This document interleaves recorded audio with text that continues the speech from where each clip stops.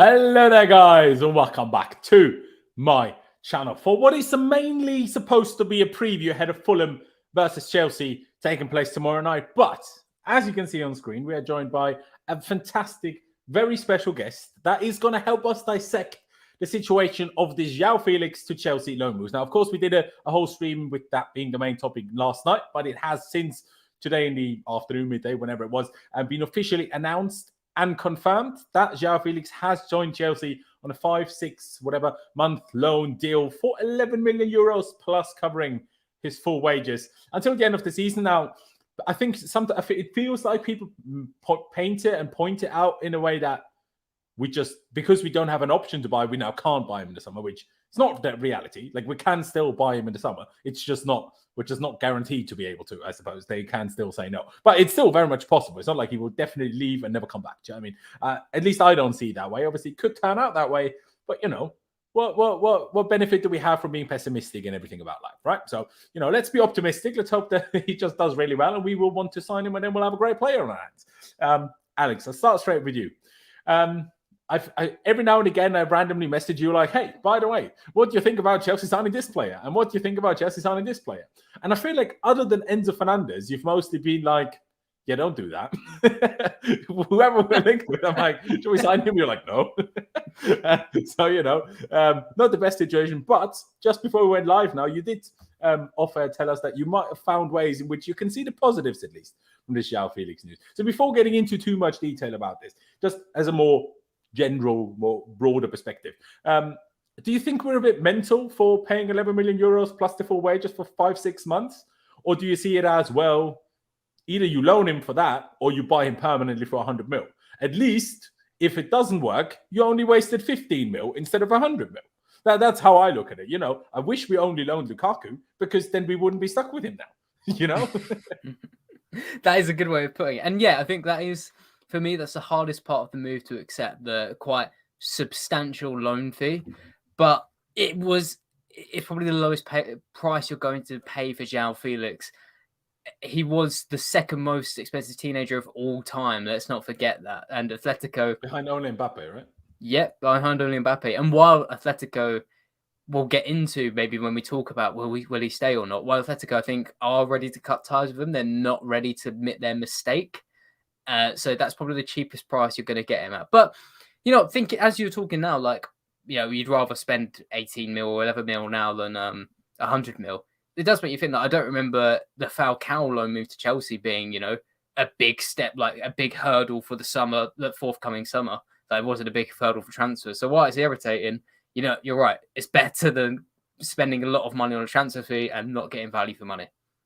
No, exactly. And that is my point of view. Now, obviously, there is one way in which, I guess with a couple of stipulations in which it could go badly. He could have a really great loan and Simeone leaves Atletico. Now, if that happens, then we might be in trouble. But if he plays so well that, you know, that is the problem, then at least he would have helped us for 6 months. And compared to what we pay all the other players, like I know people made, you're paying 700k for Joao Felix per game or per week or whatever. I'm like, well, true, but we also pay Raheem Sterling £325,000 a week. So if Joao Felix actually plays well, unlike Raheem Sterling, then, you know, money well spent. Aaron, let me take it to you. First of all, thank you for joining. We have managed to figure out a way in which your microphone doesn't sound awful and you don't just randomly disconnect. Weird new technology. Why does your new iPhone not work, but your old phone does work? Weird. But anyway, we figured out a way in the end. I haven't spoken, well, obviously I've spoken to you privately about it, but we haven't spoken publicly about your opinions on the whole Joao Felix thing, because I feel like the Chelsea fan base is in a position where, well, a lot of people are negative and pessimistic about pretty much everything, you know? On the one hand, they're annoyed that we don't sign any good players. And then when we do sign good players, they say they're way too expensive. They said that for Enzo. They're now saying it for Joao Felix. And when we sign bad players or lesser-known players like David Fofana, like Badia Shil, like Andre Santos, or when we're linked to like players like Marcus Thuram, they're like, well, they're not anywhere near good enough. So that's why I'm like, well, what do you want? They want us to sack Potter, but they also don't know which other manager to get. So I feel like the Chelsea fan base is at the moment with the injuries we have, with just everything's just not going our way at the moment a little bit. Just very negative. have you found a way to look at this Joao Felix signing in a positive way, Aaron, or are you more tainted by the question marks? Well, firstly, thank you for having me on again, bro. It's been a while. I've had a few technical problems, but finally back. Also, it's a pleasure to be on with Alex as well, EuroExpert. Always looking for his Twitter, watching his videos. Love him. I love his analysis. So pleasure to be on with him. But thanks, man. Thank you. The thing with our fan base, it's always a catch-22 because you can never win. There's always a negative side to everything. They'll always find a way to point out the negatives, and that's the one main issue that we have is you can never just be happy about something. A section of us will be happy, then there'll be a section and be like, oh yeah, but this or but that. So in certain things, it doesn't really matter how you look at it because someone will always find a way to just shit on your parade. But in terms of Joao Felix, it's a very exciting signing in the sense, like, as I said off stream, it's like a shiny new toy. Add him in the front line, a little bit of attacking. We've been going for the last 3 or 4 months. I feel like all the optimism has been taken out of me that I just don't even know how to feel. Like, I feel so deflated with everything that's going on around the club right now that it's just like, okay, it's a fresh new signing, but do I have the expectation that it's going to work? Not necessarily. It's a lot more hope than expectation, but I'm just really excited to see him out on the pitch and see what he does. I don't want to be one of those who speaks too soon. I just want to see him get on the field, see what he can do in a blue shirt, and then take it from there. I don't want to say, oh yeah, like, I'm really excited, blah, blah, blah, because we've seen this scenario before where we've had a good player from another league come in, or someone who we know has a lot of talent, just hasn't necessarily been in the greatest form. They've come in and it just hasn't worked out. So I don't want to jinx it too soon. I want to sit back, let him do his thing, see how it goes, and then make a judgment. Absolutely. I think that's a very fair point to make. I will also add to that I think all of us are aware, especially while we still have a lot of our main and important players out injured. But even if we didn't, we have a somewhat unbalanced team that lacks creativity and all sorts of things. I mean, maybe Alex will tell us that Joao Felix will solve that problem, but I don't think he will quite solve it by himself, no matter how good he is. And I think that needs to be remembered as well a little bit. Like, he can come in, he can still be good. That doesn't necessarily mean we will now be the old Chelsea and beat everyone like we are kind of used to, like fans expect. And when I see, people like this comment here by Goal, there are no positives to this transfer. False hope won't help the team out. How does a player complain about the club he's in and then extends his contract right before the loan? Now, and this is what I mean. Just this fan base seems to just want to take every bit of negative news and only focus on that, and then completely ignore any sort of context. Because, I mean, have you considered that what if Atletico said he's not allowed to go anywhere if he doesn't extend? Or, very crucial point, in Spain, you have to have a release clause in your contract. And sometimes the only way of changing that is by extending your contract. And sometimes it's to do with wages as well. Lots of Barcelona players extended their contracts. And the reason they did that was because they had a year left. They were likely to stay at the club. Barcelona couldn't afford to pay their wages for a year. So they deferred them for about 5 years. So Felix, I get the comment from Goal in that sense that any other club in the Premier League, especially if Felix was going on loan from Manchester City and extended his contract right before, he's obviously going to stay. But in Spain, I think Portugal as well, it's quite a different story. There's a lot more variables in it. Absolutely. And also, I think it needs to be remembered that he extended it by 1 year, from 2026 to 2027. So, like, for signing him permanently in the summer, whether he has 3 years left on his contract or 4 years left on his contract, doesn't change anything. Doesn't change the price, doesn't change how available he is, doesn't really change anything. And if his contract wasn't running out. His contract was still running, still valid until 2026. He extended it by 1 year. So, again, either you just do the right research or just don't complain about everything. Do you know what I mean? And can't go Pulisic injured because the pass was so weak. If the pass was so weak, why did it happen? Because Pulisic only barely got to the ball. But anyway, that is a conversation for later. We will talk about the Pulisic injury situation. Alex, I feel like I'm just going to give you kind of a little, not the floor is maybe slightly overdoing it, but just the opportunity to tell me why Joao Felix is going to be amazing. And anything else, I don't want to hear it. Well, fortunately, I mean, I think you kind of understated it, actually. I think I'm one of the most positive people online at the moment about Joao Felix to Chelsea. That's not to say it's a flawless move. There are concerns we'll get into, but with some young wonder kids who've not hit the heights, a lot of the time it's down to them, or it's down to, them being inconsistent, them not being quite the player, they're meant to be. For an example close to home, Ross Barkley, no one's expecting him to regain his first season of Everton form. I think everyone's very clear he's not that player anymore. I think there's other players who have been suffered during because of the club they're at. And Joao Felix is one of them. Now, I've done quite a lot of research into Joao Felix.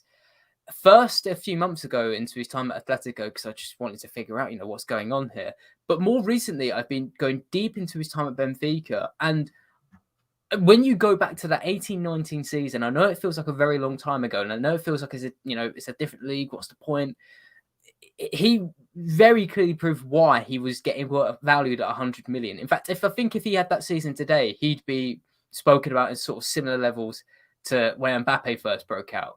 And the crucial thing was, at Benfica, he played as a second striker in a 4-4-2. What his role was to drift across the pitch, across the front line, mainly hang around the final third. And something that I quite liked what he did was that while his strike partner, Haris Seferovic, some people will know of him, he often pushed a defensive line back. Felix, he didn't do it all the time, so it was predictable, but very cleverly, he often dropped off the defensive line to get space.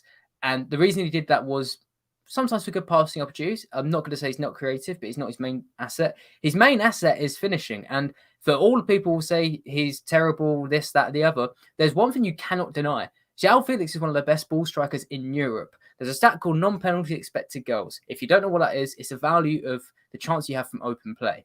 Now, people who use stats, journalists and clubs, recruitment staff, they use this to measure how often a striker is finishing the chances they have. For example, Timo Werner, when he first signed for Chelsea, I'm sorry to take you guys back, because I know it's a horrible time. He had about a non-penalty XG of close to 20 goals, and he scored 13. So it showed he scored, less goals than expected. Every single season Joao Felix has played football in his career, he's overperformed. And that's because he's very good at shooting from outside of the box, very good from shooting at tight angles. He gets a lot of power behind the ball, a bit like West Ham's Gianluca Scamacca. So it shows that when he was getting that space outside of the box, he could power it in from there. And you go back to, if you want to just look at one game, one highlight, look at Benfica v Frankfurt, Europa League, when you guys won it, in fact. He scored a hat-trick. He's the youngest player ever to score a hat-trick in the competition. And his second goal showed this perfectly. Powered shot, beat Kevin Trapp, made him look silly, and it's just unbeatable. And the reason I'm saying all of this is because at Atletico Madrid, while he has done very well in the shooting department, and while he won Player of the Year last year, I believe, so he's not always been bad, his role at Atletico's always been to drop to the left, to come very deep, and try and penetrate the penalty box. Extremely different, I would argue, to what he made him so good at Benfica. And to tie this all together, why I'm getting more excited for this move to Chelsea, something that's happened just recently, is Graham Potter saying today, I think he works best as a second striker between the lines. Pretty much exactly how I describe how he operated at Benfica. That does sound good, because I was literally, just before you said it now, going to get to that, what Graham Potter said about that today. It was also before that in the press conference. I asked, how do you want to use him? But then the journalist was a bit of an idiot again and tried to phrase the question with some triple questions swirled around it. And then Potter didn't actually ask the relevant question.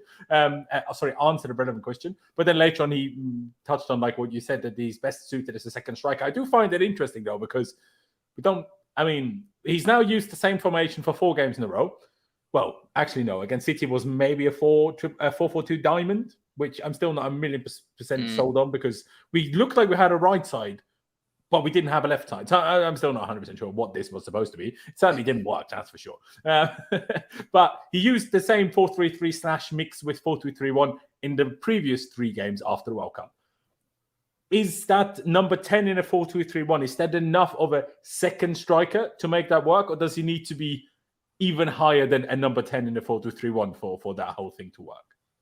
I think it can work. I think the important thing with Felix is that you keep him close to the goal and close to the final third. There's a guy on Twitter called Jose Perez, who some people might know used the app, very good with his La Liga knowledge and keen watcher of Felix. And he agreed with me, actually. He said that Felix is someone who you want to keep close to the penalty box. And there's a couple of people in the comments who are still a bit concerned, like, oh, but he's moved to Spain, he's at the top league, he's not scored more than eight league goals. I would counter that by the point as well that he's only started more than 20 La Liga games once in a season, and that's mainly been down to Simeone not trusting him or liking other players. But the bottom line is that Felix's role at Atletico, and what every striker's role at Atletico is, to drag the ball 50 yards up the pitch into the penalty box and score.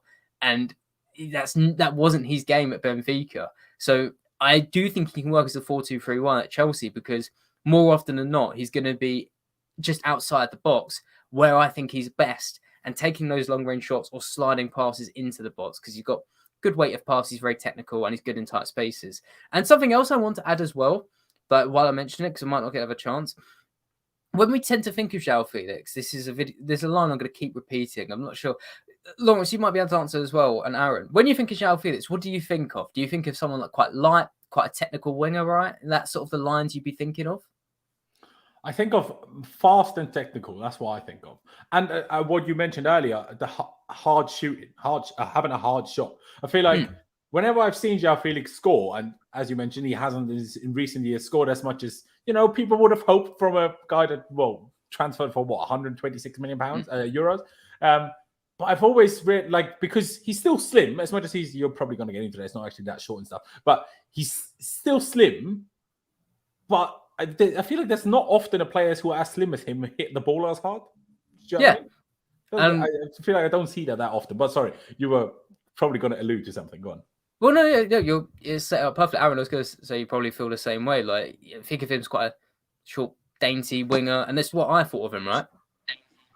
Yeah, very much so. Like, you look at the kind of profile, especially when you just see him out there. He looks like one of those who's a bit more on the shorter side. He'll be fast, agile, very nimble, good on the ball, that sort of thing. That's the kind of profile that you get from him. Yeah, and it's something that I thought as well until, again, you kind of go back and watch him when he's not played out on the wing. You watch Benfica, and then you go into the facts and realise he's just under 6 foot.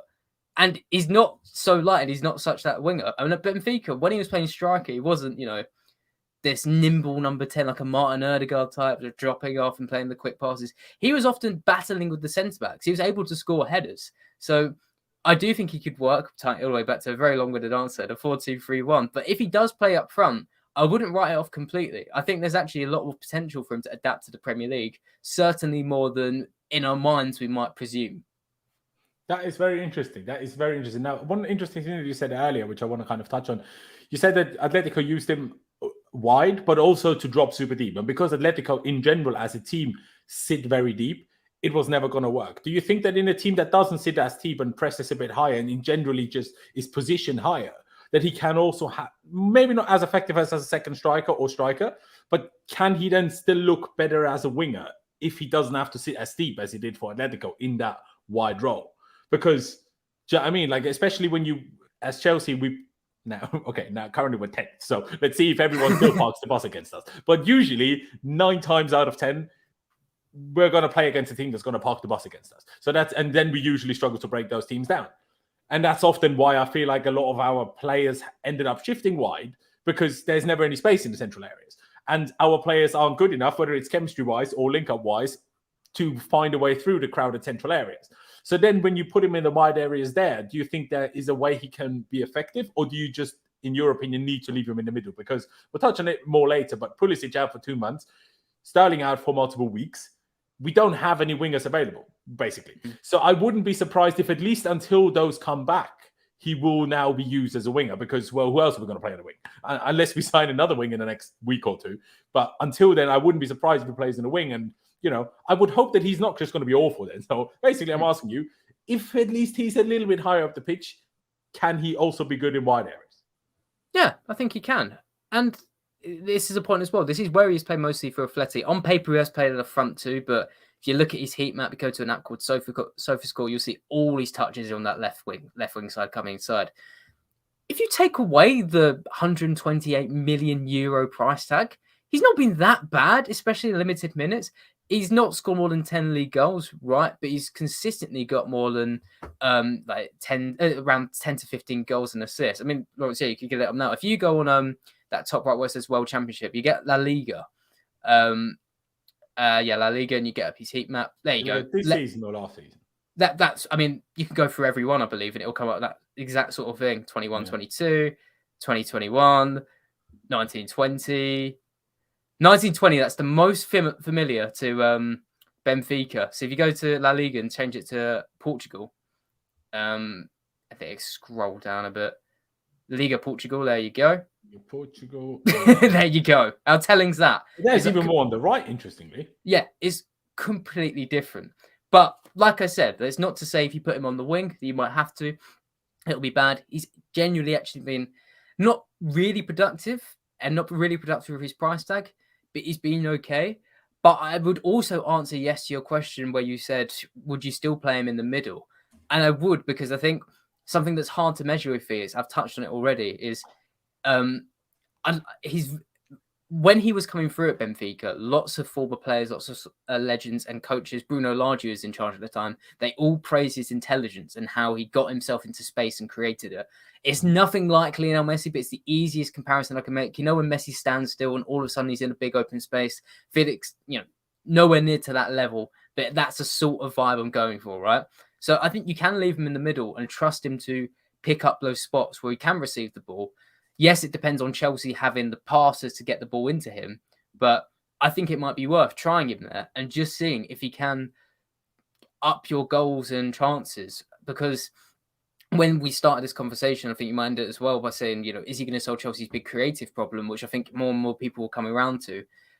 Not directly, necessarily. He's not going to be getting loads of assists, in my opinion, but I think he'll be increasing the amount of goals he score just by the positions he takes up, whether he's scoring those goals or dragging defenders out of position. That is very interesting. Now, would you say he's good? Good, define good, I guess. But does he have, what's his one-on-one ability like? Obviously, especially at Atletico, he has been used in wide areas a lot, more so than he would probably have liked himself. And I will say the same thing, at least until Pulisic and Sterling are back, or one of them at least, I expect him to be used on the wing, at least at times. Is one-on-one something he's going to be good at? Because he's very fast, right? So that has to do something. But so was Timo Werner, so that doesn't mean everything. I wouldn't say he's super quick, but I'd say he's more technical. However, I think his 1v1 ability, he's got one fair weakness that I think people can point to, and one that I would consider this, where he's not super great. Felix is actually attempting the third most dribbles per 90 in the Atletico Madrid squad this season. He's attempting about 3.8 off the top of my head. It's definitely way over 3. And he's completing just around 1. So he's actually got quite a low dribble success rate. On the pitch wise, I haven't got a clear answer to that. I think it might just be the way Atletico play. They've not been great this season. Might be getting the ball in crowded areas, not always getting through. So I wouldn't call his 1v1 ability, something really to shout home about. But it doesn't mean he can't play on the wing. If he's trusted to come inside, if he's supported by a good left wing back or a good left back, which I know is up for debate for Chelsea at the moment, is certainly which player that might be. But if he's supported by someone, then I'm sure they can find a way to work. Okay, I have 2 questions. Then I also want to highlight a question that Adash put here in the chat. First of all, 2 questions. He's, as we can see on screen, and as most people would probably know, he's right-footed. How's his weak foot? Because I feel like that's an issue that Chelsea also have at the moment, that every forward we have is extremely heavily one-footed, aside from maybe Pulisic. Hubbard, as soon as he has the ball on his right foot, he just refuses to do anything. Chelsea fans completely lost their minds against City, I think, in the league game. But he had a reasonable pass to Aubameyang on, and he just didn't play it. And in my opinion, if he's on his left foot, he plays it. But on his right foot, he just absolutely doesn't. I basically never see Mason Mount do anything with his left foot, if I'm being perfectly honest with you. And, I've never seen Sterling do anything with his left foot either. So other than obviously tap it in from 3 yards at Man City. So how is his weak foot? Because ever since Pedro left, we haven't had anyone that can use 2 feet. And obviously Hakim Ziyech, I don't even have to mention it. He barely has a right leg. So, do you know what I mean? I can't give a clear answer if he's 2-footed or not. But I wouldn't think from watching him, I wouldn't say he's someone who uses his left foot quite often. But the good thing is, while I can talk, you can get an answer up. Because if you go, this is just a SofaScore advert at this point. You scroll down on each season. So 1920 we can work. And then, you go down to attacking. You can do it for each season and see by left-footed goals, right-footed goals, how often. I mean, that's a very good start for La Liga. Well, actually, 4 has goals left left. foot 4 goals. That is a small sample size, so maybe Yeah. a good indication might be. Let's go to Portugal. I was just going to go through all of them. Well, I guess in the next season he has no left-footed goal, so that's not ideal. Just go through these seasons quickly, and then I'll go to the Portuguese. Yeah, let's go one. through it. So again, heavily reliant on right. Left. But you're seeing the occasional header in there as well. It's true. It's true. See, but I don't like as much as obviously that's the easiest one to pick up on. And in Portugal, he had 9 on his right foot, 3 left foot, 3 headers. So like not awful, but it's not. I'm not even mainly trying to focus on the finishing. Oh, like, yeah, if you have the opportunity to shoot on your right foot, shoot on your right foot. Do you know what I mean? Go for it. Obviously, shoot on your wrong foot. But what I don't like is when, like, we have players, and there was so many players that then they're in a position and they're like, okay, you're just Hudson-Odoi is one of these as well. He just doesn't have a left foot. It just doesn't. That's why when he plays on the left, he's a goal threat. When he plays on the right, he gets assists. But he can never do both because he doesn't have a left foot. Maybe he will learn it at some point, but so far he hasn't. Or I'm never even sure if it's actually the ability of their weak foot or if it's just the trust and confidence in their weak foot. I feel like that's sometimes also the problem. But yeah, I mean, there doesn't probably. I think this is quite telling though, because I look at these sort of stats very often. And for example, I was covering Man United's new signing, well, soon to be new signing, Vescoli the other day. And of his last 48 non-penalty goals, he had about 3 on his left foot. And I think this kind of lines up with what I'd seen of Felix. It's nothing, I've never seen him and gone, oh my God, this guy's very happy to use his left foot. But likewise, I've never seen him and had the same reaction as you going, okay, you're clearly just trying to use your right foot here. I think jury might be out on that, but I don't think it's going to be an extreme like a Callum Hudson-Odoi. And it's not going to be, someone who's basically ambidextrous, I think. Yeah, you're close enough. Yeah, close enough. Ambidextrous is two-handed, I think, as they'll. You know what I mean. He's not going to be Kevin De Bruyne. I assume isn't it just like using both halves of your brain at the same time? And no, this is technical. I think it's ambidextrous, I believe. Well, maybe my English terminology is wrong then. But my other question was actually going to be, how you and everyone talks about how he hasn't really quite worked at Atletico, but he still spent 4 seasons there. 3.5, 4 seasons there. Did he improve at anything while he was there? At least he played under Simeone. So as much as, maybe work rate can be a little bit of a concern, he should have at least improved somewhat defensively, surely, because anyone that plays under Simeone surely has to improve at least in that aspect of things, right? And then grit and, being a little one of those, a bit of a... I'm not saying he was always going to press as hard as he maybe should, but he's not going to be... I'd hope that most Simeone players aren't going to be the guys to just, I don't know, just sulk too much and at least they're going to get stuck in. That's what I expect of a Simeone player. But the question is he that? Because obviously he has the problems with Simeone, so maybe not. I think he has improved on his work rate actually defensively. There was a couple of seasons ago when he was really getting put through it. I think the Spanish press was kind of harping on it a little bit. But I think certainly in the last season and more recent this season, he does put the work in. I think his defensive work has increased. But I'd still say his pressing is something that is probably the biggest thing people will point to. It's also because Atletico Madrid have a horrible press. Anyone who's watched them will see they get cut through like butter. Do they even attempt to press? They do, which is makes it worse, if anything. That's the players executed badly, do you think? Or is it because the way that they want to press doesn't work? It's a manager thing. This is a side note, but I do find it interesting. Atletico Madrid have run into a problem where they've created their own villain. A lot of teams have taken on board what they've managed to do, which is create a very good defensive 4-4-2 block. And La Liga's a lot more interesting now than it was a couple of years ago, but teams can fall back into it. So as Atletico Madrid have become a bigger team, they've had to dominate possession more and try and push more people higher. And Simeone has tried to implement a press, but one of the biggest complaints Atletico Madrid fans or people watching this season would have said is the fact that they still seem to be a team who have 2 default settings, counter-attack and deep block. You catch them anywhere in transition, then they're a bit stuffed. So I think that's impacted Joao Felix's pressing abilities, and it's something Graham Potter's going to have to coach him on. Okay, that is very interesting. And sorry, Aaron, I will get to you as well. I'm asked basically getting Alex to give us all the information so we can then talk about the information. And this is a question I thought was quite good by Ardash here. As he says, this is for EuroExpert. Do you think Felix and Nkunku share a similar profile or skill set? And do you think this loan could be indicative, is that how you pronounce it? Anyway, of how Nkunku would be next year? And I will add to that, Do you think they can coexist? Or do they share so many similarities that it can be only one or the other?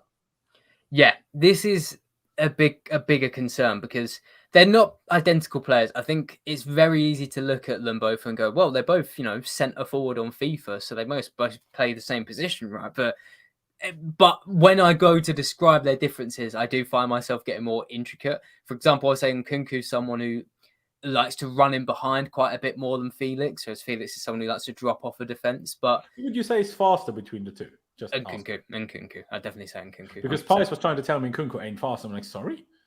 No, I'd be going with Nkunku. I mean, I haven't got anything to back that up like in terms of numbers, but that's 100% what my gut would go from watching both. But I think like the main difference I'd say is that, but they're both players who I think specialise in finding themselves in space and getting in between the lines. I think in fairness Nkunku as well, maybe we'll do an Nkunku profile in the summer. He's someone who specialises definitely in exploiting gaps in defences, whether that's passing through or like running through himself. As Felix is more like dropping off. But if you have both of them up front, then it feels like you've not really got a main focal point unless Felix does end up turning into that. So you think for them both to exploit their best attributes, you still need a focal point in front of them?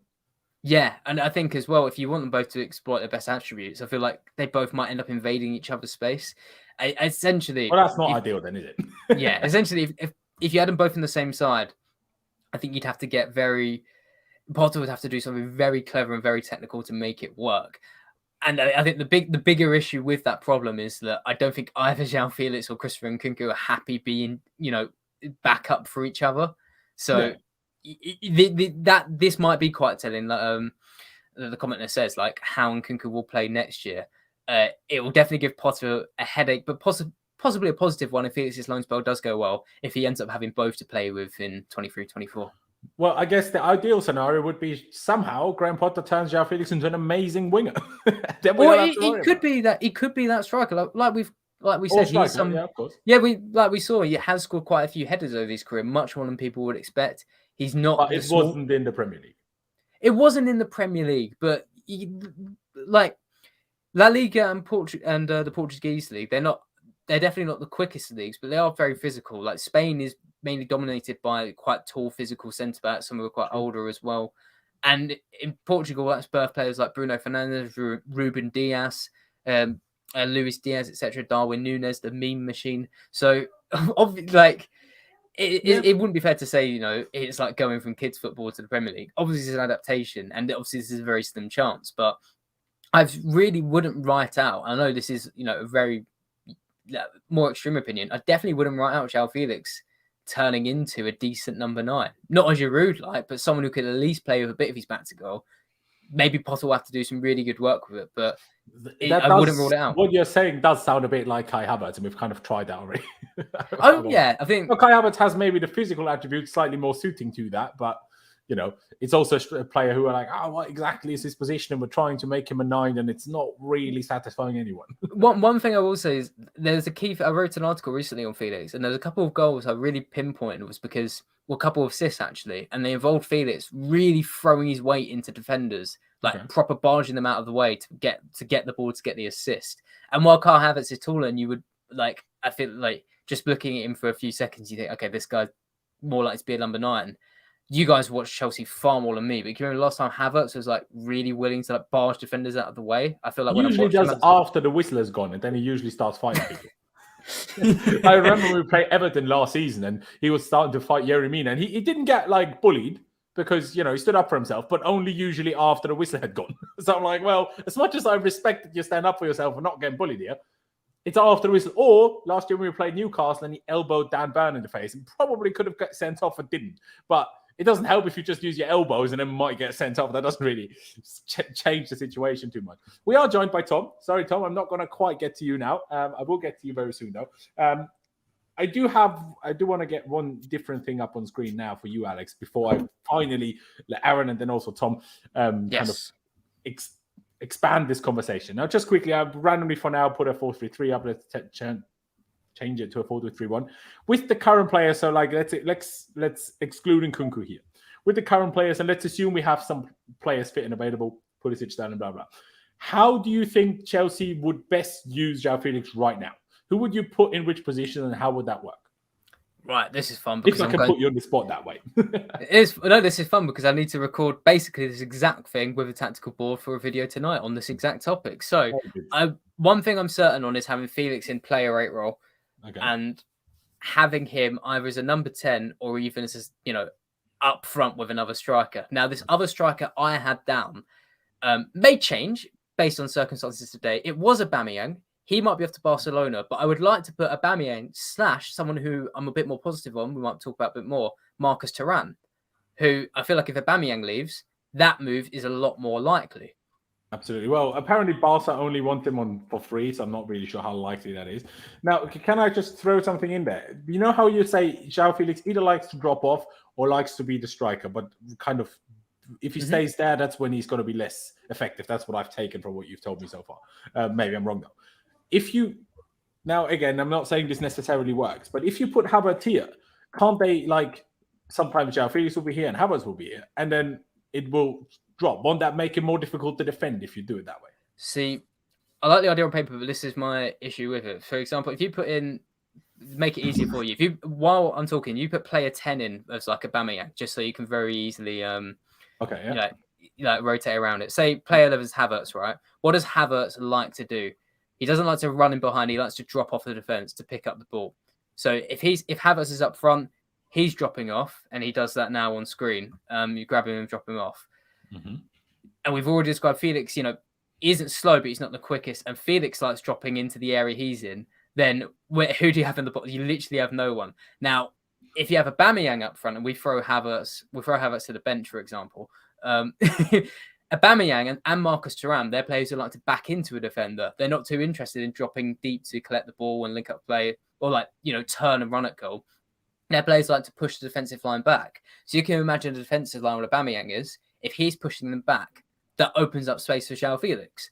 And that's I'm just not sure if Aubameyang can actually do that anymore. I feel like he's been at Chelsea for 4 months and I've not seen him win a header yet.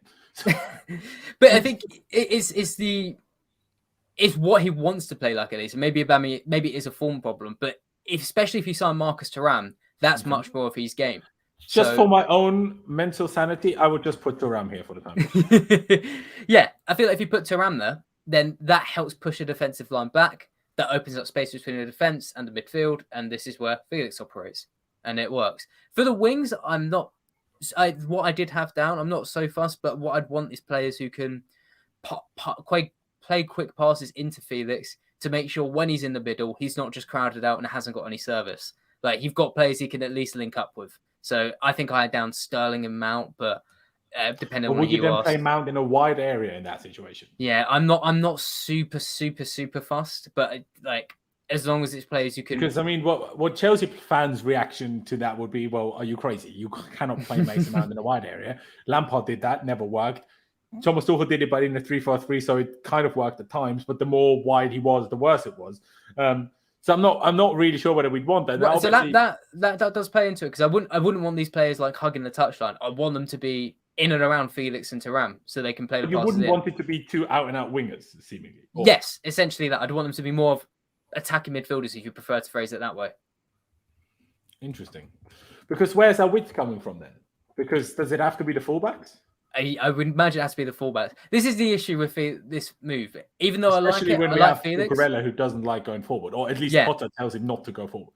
This is the issue that I have to move into. The only issue is it's a tricky fit. I think Potter can get it to work, but I feel like if one piece falls out, say if everyone's fit, you have a Reece James in or Chilwell in, if one of them gets injured, then it suddenly becomes a bit harder to work. But I do think there is a way to get in there. As long as Felix is in that centre, then I think it works. But it is worth saying, to play the other side, I've a friend online called Peter Petrov. He's a scout, operates in Europe. And he's a Chelsea fan as well, a very big Chelsea fan. And he's never liked the Felix move because he's always said he's a luxury player that you have to build a team around. And I kind of agree. It's just my opinion would be, I think it's worth building the team around him. Interesting. Would this 4-2-3-1 be the main formation you'd pick to play him in? Or would you actually, in an ideal world, pick another formation? I mean, I would like to see what Potter does with a front two. Genuinely. I mean, I feel like a front two of a 4-2-2 or a 4-4-2 or or 4-4-2 or 4-2-2. I'd like to see something like this, or even a 3. No, you don't like the 5 at the back, but a 3-5-2. I'd love to. I'm quite set on seeing the idea of Felix and Thuram, or Felix and Aubameyang, maybe Leicester Havertz playing up front together, and I feel like that could actually bring the best out of Felix and maybe Thuram or Aubameyang. Very interesting. And now, just super quickly, while we don't have Sterling, Aubameyang is apparently fit again, but while we don't have Sterling, while we don't have Pulisic, and we only have Mount, Chukwuemeka, Hakim Ziyech, and theoretically Hutchinson, but he's not going to get many starts. Would you then still put him here, or would you then, just to suit the players that are available, put him in a wide area? You think at this point that is the thing. Obviously, I don't know Chelsea as well as everyone else. Whatever you could. Sorry? Yeah, I don't know Chelsea as well as everyone else. I feel like the logical thing would be have Felix wide, just over one of Mount and Mount and Ziyech. But at the same time, again, I haven't watched Chelsea as much as other people, but I feel, is Mount in the midfield 3 going to work at the moment? I feel like when I watched you at the weekend, I appreciate you had a young lineup, but you had Gallagher in midfield. I felt like you said it's going to be a 4-2-2. I felt like it's going to be a 4-3-3 because whenever you were in build-up, Gallagher, there was very clearly a zone Gallagher was meant to be in, and he just wasn't there. And it felt like City carried on targeting your right-hand side. So I feel but where was Ziyech supposed to be then in that idea? If Gallagher was supposed to be out wide. I did have several different iterations of what you were trying to do. But this is the thing, I guess this may be more for Tom and Aaron to go for, but I feel a little bit against putting someone like Mount in midfield. I'm not sure it gets the best out of him. I'm not sure it gets the best out. It definitely doesn't get the best out of the midfield balance. Very interesting. Very interesting. Aaron, I will now finally let you speak. I will also get to you after Tom. Aaron, just unmute yourself so I know you're actually here. What are your thoughts? Now let's focus less on the negatives. Where if we have Nkunku and Joao Felix, we're basically screwed. I had a theory in my head. Now you said they need a focal point. That's ruined my theory a little bit. I was like, well, we've tried focal points. We signed Lukaku, we signed Morata, we signed God knows how many flipping strikers that have all flopped. Maybe what we need is, and we're like, we don't know what to do with Havertz, and we don't know what to do with him, and that's what the people said. Now we get Nkunku, another player who we don't know where exactly to play him in, and Joao Felix, we don't know where exactly to play him in. I was like, maybe that's what we need. We just need to play 3 players who we don't know where to play them in, and then they can be so fluid that no one can defend us. But if you say they need a focal point, obviously that doesn't work. So ruin that. But Aaron, how do you feel now after all of the things that Alex has told us? He's not ideal in wide areas, which is not ideal for games like tomorrow and the next couple of weeks while we have injuries. But after that, it can work. The only problem is if it has to work with Aubameyang. So now we really need a striker, and then can't we just get someone better than Thuram, please? Why not? If that's what we apparently need to get the best out of Joao Felix, shouldn't we have someone better than Thuram? Stylistically, maybe like Thuram, but surely that's better, right? But in general, are you now more excited, less excited? What do you think? What do you expect from Joao Felix? Well, I would say Alex has a way with words because it seems to me now that I'm slightly more optimistic than I was before, based off of what he said. I do understand the whole thing about having the need for a bit more of a focal point, and I get that. But the only reason I think that Thuram is a bit of a solution right now is because Joao Felix is only here on a 6-month loan at the moment. We don't know whether it's going to go well, whether it isn't, whether he's going to be part of a long-term plan or not. So, as it's a 6-month loan, there's no buy option, nothing. You can't really plan long-term with it. It's just more short-term. Where Thuram's got 6 months left on his contract, it becomes a bidding war in the summer if he's a free agent. Get him in on a cheap now, a little bit to pay. It's not exactly a huge fee. Give him that sort of focal point striker that Alex says that would sort of bring him out and show him to be the best form of player that he can be, having that sort of player in front of him. It becomes a cheap solution, cheap option, and it can't get much worse than it is already. Do you know what I mean? So by doing that, I guess if it can't get any the worse. same thing, then whether you get Joao Felix permanently or not, you might as well, invest bigger in that. But then I guess same way, it's also going to be easier to get better players in that position in the summer, I suppose. Yeah, but especially when you don't know how it's going to turn out. Yeah, it's just too difficult to plan long term. 1, he's only here on a 6-month without an option. 2, even if he performs really well, there is nothing saying that Atletico are going to then let him go. And then it's a case of if you really want him that badly and Atletico don't want to sell, all you're able to do is pay a release clause. So that becomes another headache, especially with the FFP and all that shit. You've got Nkunku coming in as well, so then it's a case of where do they offer in? Do they become healthy competition for each other? One of them's not going to like being on the bench, then it might be a case of one of them gets shoehorned into a position they don't really like, and then suddenly they might be a bit shit, and the fan base is going to go fucking crazy, and it's all such a roller coaster. So I think for now we take it one step at a time, one game at a time, see what happens with him. I do like the idea of Thuram coming in nice and cheap. Bring him in, give him that player he needs, sort of see how it goes. But we've got 6 months to assess. Well, I say 6 months, about 4 or 5 months to properly assess him. So it's just a case of seeing like what you can do, really. But I've got a lot more optimism now because of Alex. So thank you very much for that, because I needed it. Very good, very good, very good. Tom, I can't see you on camera, so let me just know: are you here? I am indeed, my friend. You are indeed. Wonderful stuff. Thank you for coming on, man. I appreciate it very much. Now, obviously, you didn't get to see everything that Alex has told us about. Well, basically, so I'm just paraphrasing. He told us Joao Felix is going to be the greatest player in the world. He's going to score 17,000 goals for us, and we're going to win the Champions League. That's basically what he told us. No, I'm kidding. But basically, he said Joao Felix is actually much more suited to play centrally as a second striker, number 10, than he is in the wide areas, which is an issue because apparently we mainly went for him after Pulisic and Sterling got injured, who both play in wide areas. So that's, I know Potter today in the press conference said, second striker thing, but we still apparently went for it after 2 wingers got injured. So that's why I'm a little bit unsure what we are planning to do with him. But in general, Tom, obviously I haven't spoken to you about it, the whole Joao Felix situation. What is your thoughts? Do you like the move? If you don't like the move, what are your, question marks about it? What are your hesitations about it? Or are you just going to go into it optimistically and just see how it goes? If it doesn't go well, it's 15 mil, okay, but still better than 100 mil. So there's so many different layers of thought here on my part, and I'll try and unpick all of it. I was going to say, Alex, I loved your shirt because I thought it was a Chelsea third, but then I saw it had the Real Madrid badge on it, and I was like, a little piece of me sunk inside. Laurenz was disappointed as well. Yeah, I was like, are you just trying to rub it in that we lose all the players to Real Madrid, or what's happening here? But so Joao Felix, he seems to me, when all this came through quickly, exactly the kind of player that Chelsea have not got the best out of over a period of so many years. And in many ways, I'm extremely nervous about the move because, we said the same about Timo Werner when he came in. We need him. He's a second striker. He was good at Leipzig because he had Yusuf Poulsen next to him, for instance, or another front man. And then we've got Nkunku coming in, pretty similar. And I'm worried about that move for the same reason, that I just don't know it seems to me that the club make these moves with no idea or no strategy of what we're actually going to do with these players. And so I sit here thinking to myself, unless Graham Potter and Christopher Vivel and Paul Winstanley have sat together and have discussed exactly where Felix is going to play and exactly which personnel are going to play around him, it's a completely pointless move that really I get disappointed with.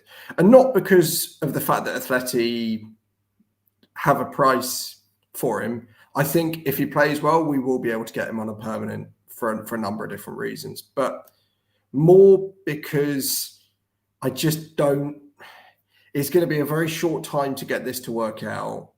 He seems like a player, as I say, that the club don't really know what we're doing with. And yes, I agree that the recruitment is going to get better and is already getting better at Chelsea since the new ownership have come. But we bought Aubameyang without really a plan for him, and we sacked the manager 5 days later. We buy Koulibaly, who looks out of his depth in many ways, although I don't think he's been as bad as a lot of people have said. So I don't know if this is just a short-term fix to try and get top 4. And if it is, then I think it's pointless because we're not going to get top 4. If that's what it is, well, depending on how many more players we sign in January, I guess maybe we can make something happen, but just him is certainly not going to do it. Alex, what would be your response to what Thomas just said? Do you see where it's coming from with that? That just doesn't seem like the plan is there. The fact that we, at least reportedly again, you never know with reports. Everyone also reported that we're bid or will bid 120 million euros for Enzo, and then apparently we bid 85. So how many reports can you believe? But reportedly, mainly after the 2 injuries against Man City in the same game, that's when we really even though we had interest before, that's when we really went for it. That I do somewhat agree with Tom. Doesn't exactly feel like we had this whole plan what we're going to do with him. It feels like, okay, we have injuries. Who's a good attacker that's available? Let's get him. Mm-hmm. I can see that. I don't necessarily disagree with Tom, to be honest. I think he's put it very well. I think in some way we're just making some different points. I think I've made a lot of points, mainly why I think Joao Felix is quite an underappreciated talent, and I think he is actually a very good player with still very good potential. Tom's quite outlined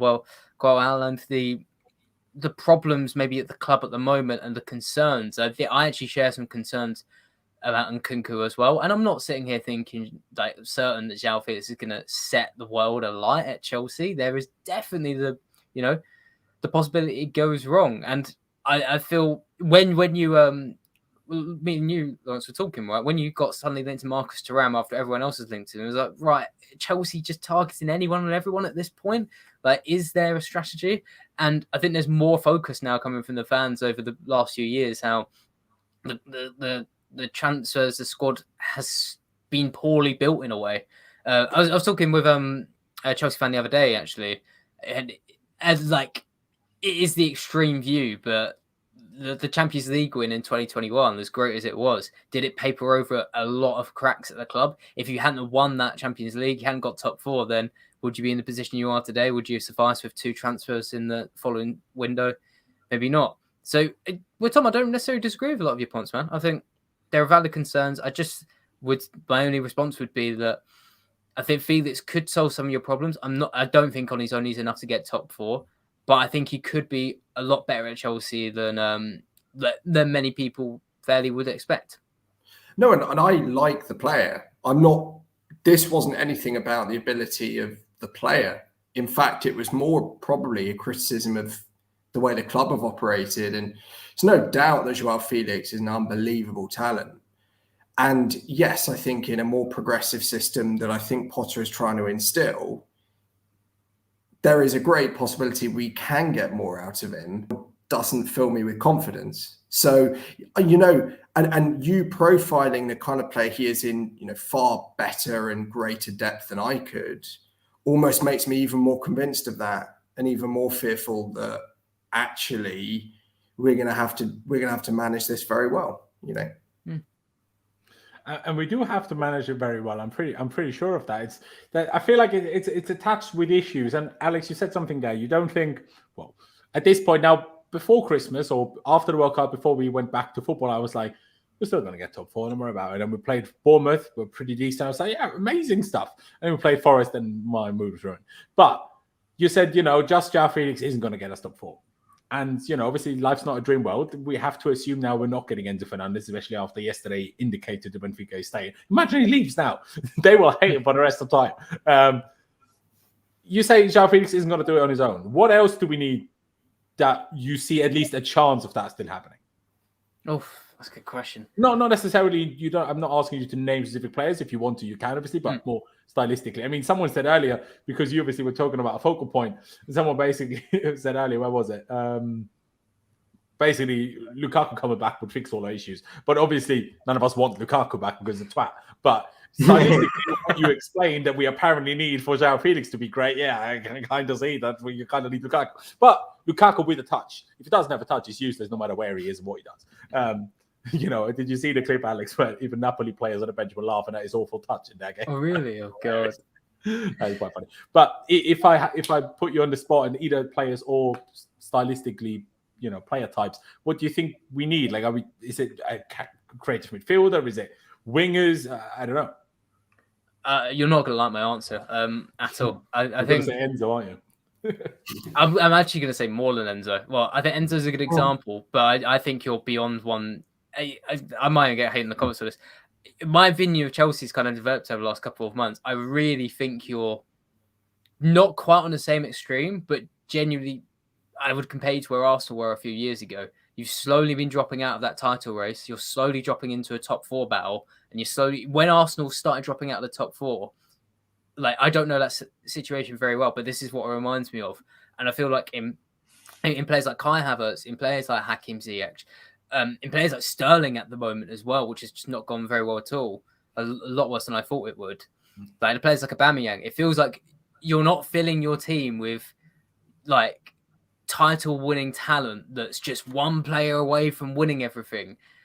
I think a player like Enzo Fernandez would help because I do think he has potential to be the best midfielder in the world. But that's what I feel like you need at least a couple of times over. Like if you want to get anywhere close to winning the league or securing top 4. So I'm not saying like you could have finished 8th or 9th this season. I think you're still going to be in and around the top 4 battle. But if you're asking me to guarantee, I would rather finish 8th. We might win the league next year then. Yeah, if you're asking me to guarantee, like thinking of ways to guarantee top 4, I feel like you need. Oh, I don't think you can guarantee, if I'm honest. Yeah, like we could sign literally all the best players in the world, still would be guaranteed. I just think you need almost a complete rejuvenation of your team. I think it's a wilder comment, like, and how much time have you got? But like with the Graham Potter debate, and a lot of people getting on his back at the moment. I think you just need to see this one through at least like a year or two, because I think he's proven he can build a team, and I really think you're done like chopping and changing managers, because everyone's saying it now. All Chelsea fans are saying now, right? Like you've got a squad made of 4 different managers, like talent identification, or like players they wanted to sign, and it's just leading you down not like a off a cliff, but definitely on a negative trend. It is. Okay, so if you're saying we need that many new players, rather than asking you to name which players those need, which players do you think could stay then? Let's assume this crazy clear out over the next 3-4 transfer windows. It's not going to happen in one, but let's be realistic. But let's assume over the next 3 transfer windows, this huge clear out that we might have. Who do you think, ability-wise, is good enough to stay for us, ideally being challenging for the league every year again once we're done with the whole process? Quick question: do you mean stay as in like be part of the squad, or stay as in like they'll be starters? Or like in that battle. Specify what you think about them, I guess. I'll go with, I think, like good enough to be like in and around the starting position. Yeah. I think starting for the back, I'd like to see how Kepa keeps doing. I think he's doing quite well, but there's still not an area you'd be like, we'll see. I think Reece James, absolutely. Obviously. God, your defenders I'm running out. I think you keep Wesley Fofana now. You see how well he does, but like, I think, Wesley Fofana's definitely one. Chilwell and Cucurella, I think they'd be left back's not a horror position by any much. I don't think in a game it's a game changer position. I think they'd be fine. I think midfield, I'm talking central midfield here, as much as like Jorginho. I'm thinking Kovacic, and that's kind of it. And this is really talking like to get into like finish challenging top 2, right? I'm thinking Kovacic. You don't back Badiashile to be in and around the starting 11. Oh, Badiashile, sorry, mate. You've got so many bloody players. I forget who you got. That is fair, to be fair. Don't worry. Yeah, Badiashile. Sorry. So I'm not going to count him to be within that.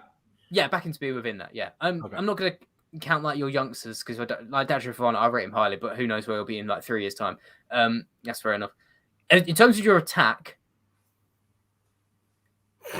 none of them. I'd go same Mount. I'd definitely say Mount. I'm not going to be like the Mount 8 hater, but I think he has a lot.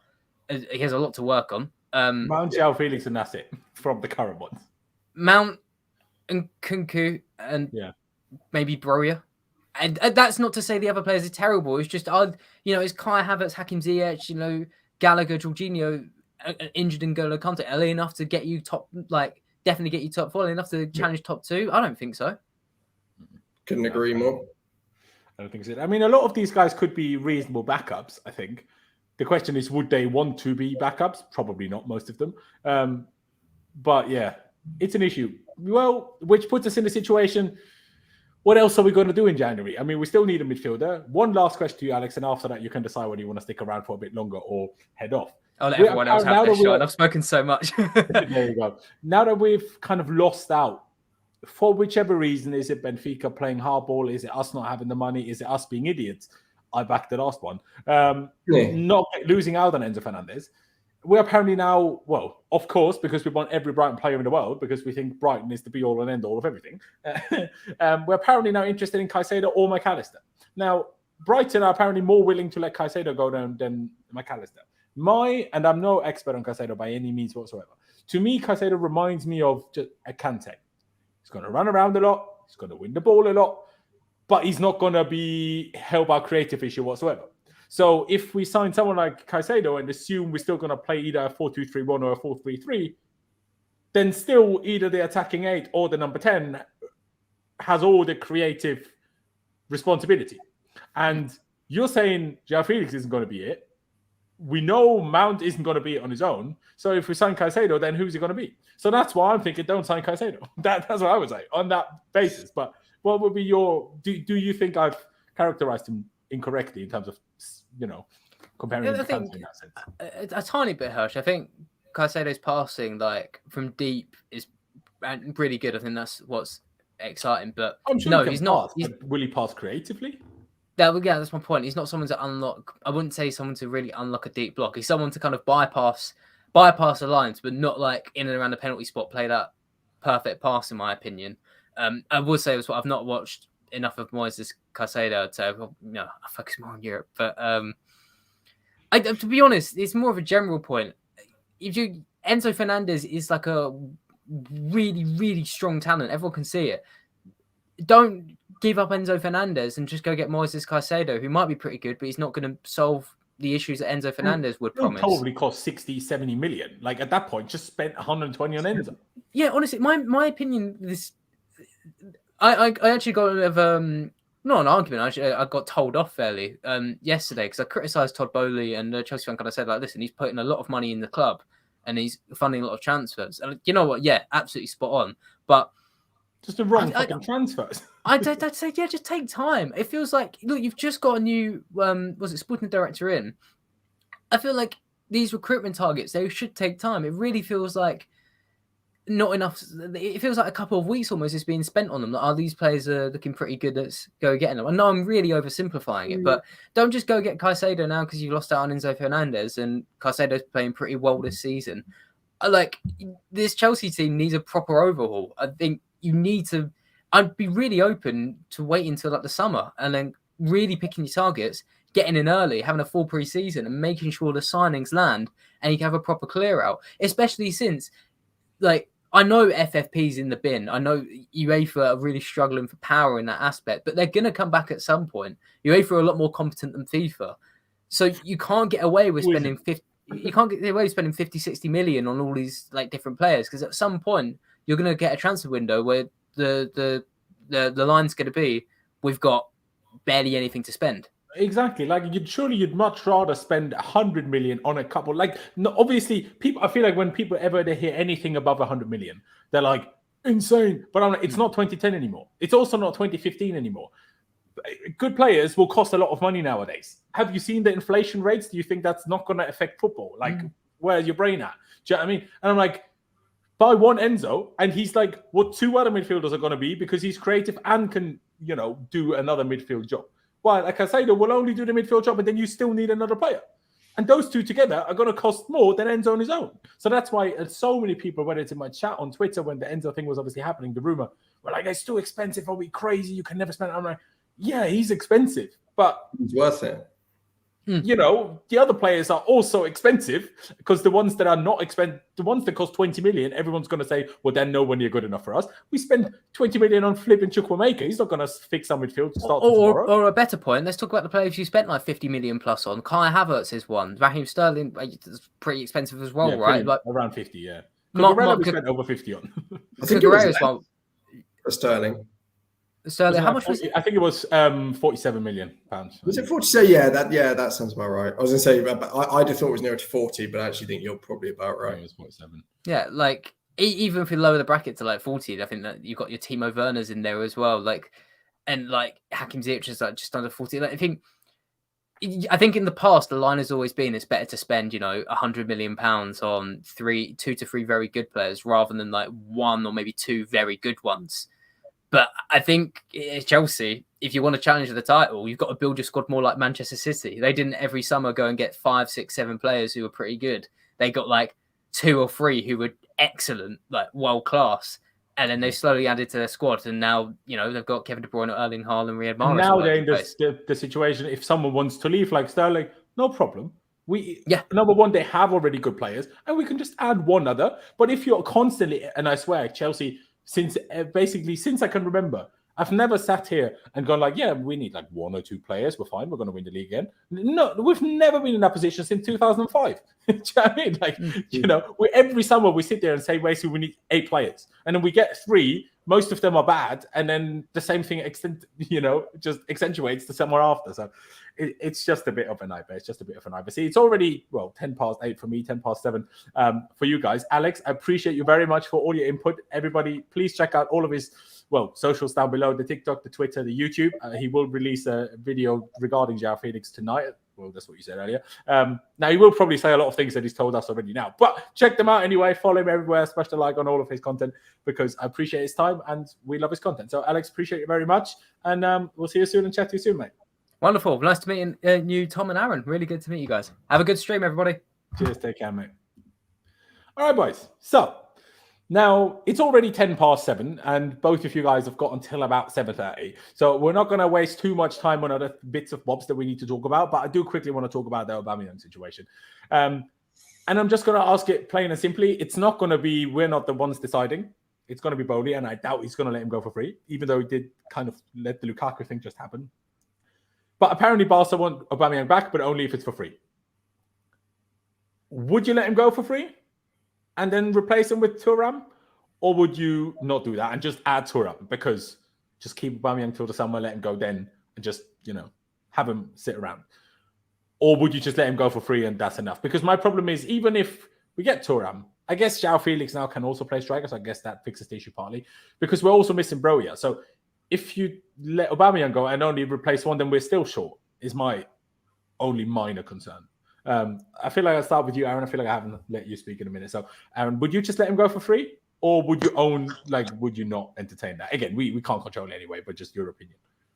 For me personally, I wouldn't. I say that because, one, we've got such a lack of options going forward with the amount of injuries we've got. 2, we don't really have an out-and-out striker, and as poor as he's been, we don't have his kind of profile. So even just having him around as a squad player.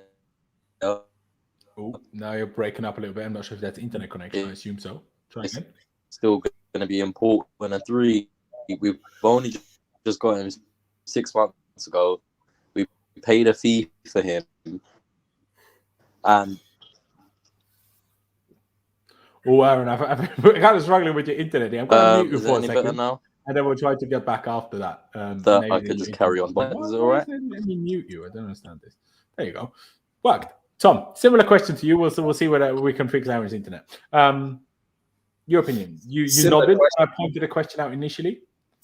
Similar question, but a different answer from me. I mean, I think we've seen the dangers at Chelsea Football Club of players that don't want to be there just being sat around the squad in the dressing room and causing problems. And Aubameyang has a history of that, unfortunately. I mean, albeit you can give him the benefit of the doubt, I suppose. It's happened only on 1 or 2 occasions, but do you think he has the influence at Chelsea yet to cause issues like that, though? Because, mind you, when it happened at Arsenal, he was captain. So, that is a little bit different. Yeah, I get your point, but I think he's one of the older squad members. I think he's got a good way of making it about him a lot of the time. And for me, I think that we should just take the L. And if we don't have to pay his fat wage, that's probably a win for us. Because the reason I would say that is it was such a poor decision to bring him in the first place, knowing that Thomas Tuchel had 1 foot out the door. Love that, Jay. But for me, I just think that we need to just let this one pass and get, because we already have too many players at the club who aren't going to be part of our long-term plans, right? And I know that we just signed Joao Felix, so on a 6-month dry loan, but Aubameyang's not going to be here when this project that we're doing is going to be in full flow. So what's the point in keeping him? Like, if we can get to him for good money, just bring him in. I mean, I think he's a better talent. He's young, he's hungry, he's going to want to do it at the top level, and he will have value. Because Aubameyang, by Barcelona bringing him on in the 85th minute in their first league game, has meant that we can't really give him to anybody else. So I wouldn't have him rotting around Cobham personally. But of course, we're all here for debate, and maybe I can be persuaded, but I don't think so on this one. Yeah, I hear that absolutely. It's the one thing you said, a better talent. That is what I would disagree with. Now, Aubameyang might be past it, but I do not agree that Thuram is a better talent than Aubameyang. Okay. I should have said better package. Yeah, because I feel that, and also maybe Thuram- better suited to what we need, because Aubameyang hasn't won a header in 5 months. Like, what is the point in you? That's why I started using him on the wing, because he's a completely wasted, pointless striker. I know Alex tried to tell us play, Joao Felix behind Aubameyang. I get that, but I don't think he is quite aware of how bad Aubameyang has been for Chelsea, if I'm honest. Yeah. But hey, here we are. Aaron, shall we try the internet again? Shall we try you speaking? You need to unmute yourself first. Is it any better now? Better, yes. Great, no. Try again. Any better now? Yeah, that sounded much better. Fantastic stuff. So if you wanted to elaborate on why you would keep him around as a body, especially, I'm not sure if you heard all of what Tom said in response to that. Yeah, so firstly, for everyone in the comments going on my connection, fuck off. Secondly, the reason I'd keep Aubameyang is because... fuck the people in the comments, man. Like my internet, it's not my fault. What can I do? But... yeah, basically with Aubameyang, the reason I say keep him is because ultimately, when you look at the squad, we don't have an out-and-out number 9, so he's about the best thing that we've got. And although he's shit, let's not get it twisted, he's shit, but he's the only out-and-out number 9 we have. Our squad numbers are looking so thin at the moment as well, so we don't really have much options in the first place. So getting rid of another one for free when we've only brought him in 6 months ago and paid the actual fee as well, we just put even more egg on our faces. So that's the reason I keep him around. Not because of his ability, because he's fucking useless, but just to have the squad numbers and just an option if we do need it. Because the way our injuries are going at the minute, fuck knows, we could end up with having to forfeit games, not having enough players. So just as an option purely, I'd keep him. But if I had it my way, if people were fit and they were actually able to play, then I'd fuck him off in an instant. So just have to go the chat is absolutely cooking you, and I love it. But just in a better way. When you think about it that way, imagine we let Aubameyang go for free now. People are losing their shit over Joao Felix costed 11 million plus wages. Well, Aubameyang would have cost 12 million plus wages, or 13 million euros plus wages. And well, I mean, I could be wrong, but I would bloody hope that Joao Felix is going to be better than flipping Aubameyang. Do you know what I mean? But one last thing that we do need to discuss. Bertram did send us a quiz for today. If you guys have enough time at the very end, we will get there at the end. But before that, no, exactly. But just to make sure we get through everything that we need to talk about, let's do our lineup first. Before that, before we talk which players to put into the lineup, we need to decide a formation. Tom, 4-3-3, 4-2-3-1. Same difference, one of the two. 4-3-3, 4-2-3-1. I just don't want him messing around with back fives. No, me neither. It's a tough one because Alex told us earlier how obviously Joao Felix is going to be best as kind of a second striker number 10 situation. Now, while we don't have Pulisic, while we don't have Sterling, I didn't even elaborate that. Pulisic out for 2 months, according to Graham Potter, hopefully less. And for Raheem Sterling, he's had 2 whole scans on his hamstring, and we still don't know exactly when he's going to be back, but it's going to be a few weeks at least. But the fact that he said that Joao Felix, who is available, by the way, he was registered in time, so whether he will start or not, I don't know. I think so, but we'll have to wait and see. But if Alex telling us he's best as a 10, would you then use him as a 10 and play someone like, I don't know, Chukwuemeka, Mount, those types of people wide? Or would you then still rather keep like a Joao Felix wide top? So here's actually a problem, though, the way I think about it. Perhaps, and it's maybe I get cooked here. I don't know. Maybe a diamond is best here because we haven't got any wide players. Who's going to play up front in that diamond? So if we had a diamond, maybe you'd have Mount in behind Felix, and that's a problem though. You've not got another forward player. Well, I guess you could put Felix and Havertz up top, Mount behind him. Yeah, that's probably. So I'd kind of see. I don't find that shape. I understand it is, but because of how fluid football systems are these days, I don't see that as being all that different from a 4-3-3. My only can I say that, and you can disagree if you want. I would not play any formation that doesn't have wide players until we have our fullbacks back.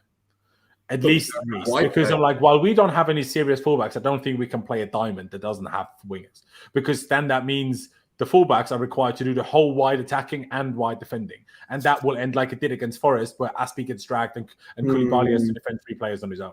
And that will be my worry with that formation until we have, well, I guess Cucurella we do have, but until we have Reece James back. But who plays wide? Well, that is a whole different debate. But I'm still like, I don't trust Azpilicueta to deal with the whole right hand side on his own. Do you know what I mean? But I would almost do what we did in the 2010s and just forget about attacking fullbacks, take the fullbacks completely out of the attacking phase, and then just and I understand how that might sound quite regressive, but that would perhaps, because we haven't got. I don't want to see Mount playing on the wing. I mean, we've seen it so many times. And I mean, Kante, I actually thought was quite good on the wing in the home game v City, but that's not his position.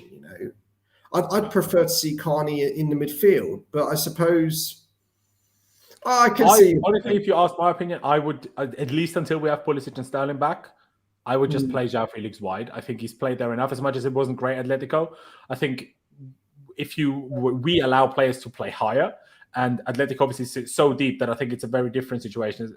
Similar to what Alex said as well. He still says he's better in the central areas, but I think if you just allow him to be high enough, which we do to our wingers, then I still think that's better than forcing like a Mount wide, a Chukwuemeka wide, because I'm like, at least he's a player that's used to playing wide, unlike ours. So while we have injuries, what else are we going to do? Do you know what I mean? Because I just don't see us regularly changing to a diamond all of a sudden when we've played 4-3-3 for 3 games. All right, it would just be surprising to me. It doesn't seem like a formation we've worked on. So I would be hesitant to just shift to a completely different style of formation, because what if teams just block the central areas? We have no wide players. You're saying no attacking fullbacks. How are we ever going to break anyone down? Do you know what I mean?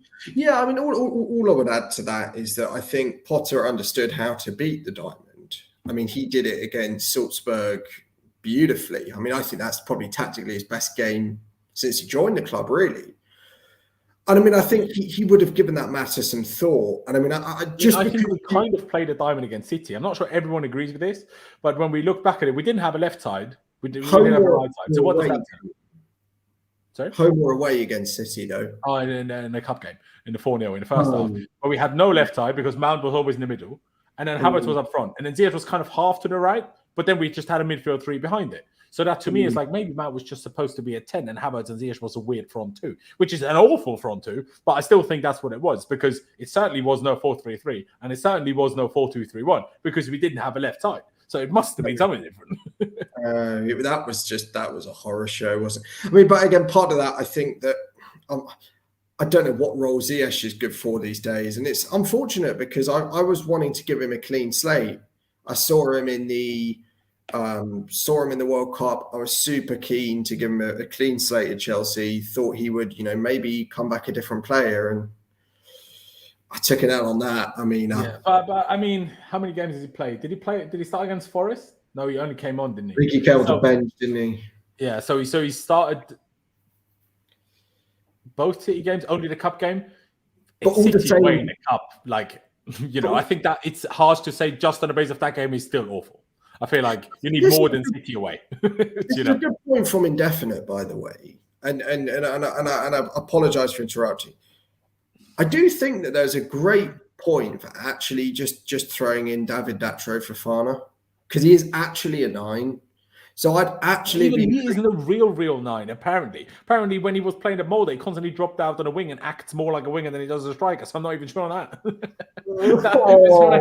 You know what you said earlier to Alex in terms of where's the plan? I'm like, yeah, that is exactly my question. Let me quickly ask. Let me quickly go to Aaron in terms of formation, so we can then go up from the back up through the field.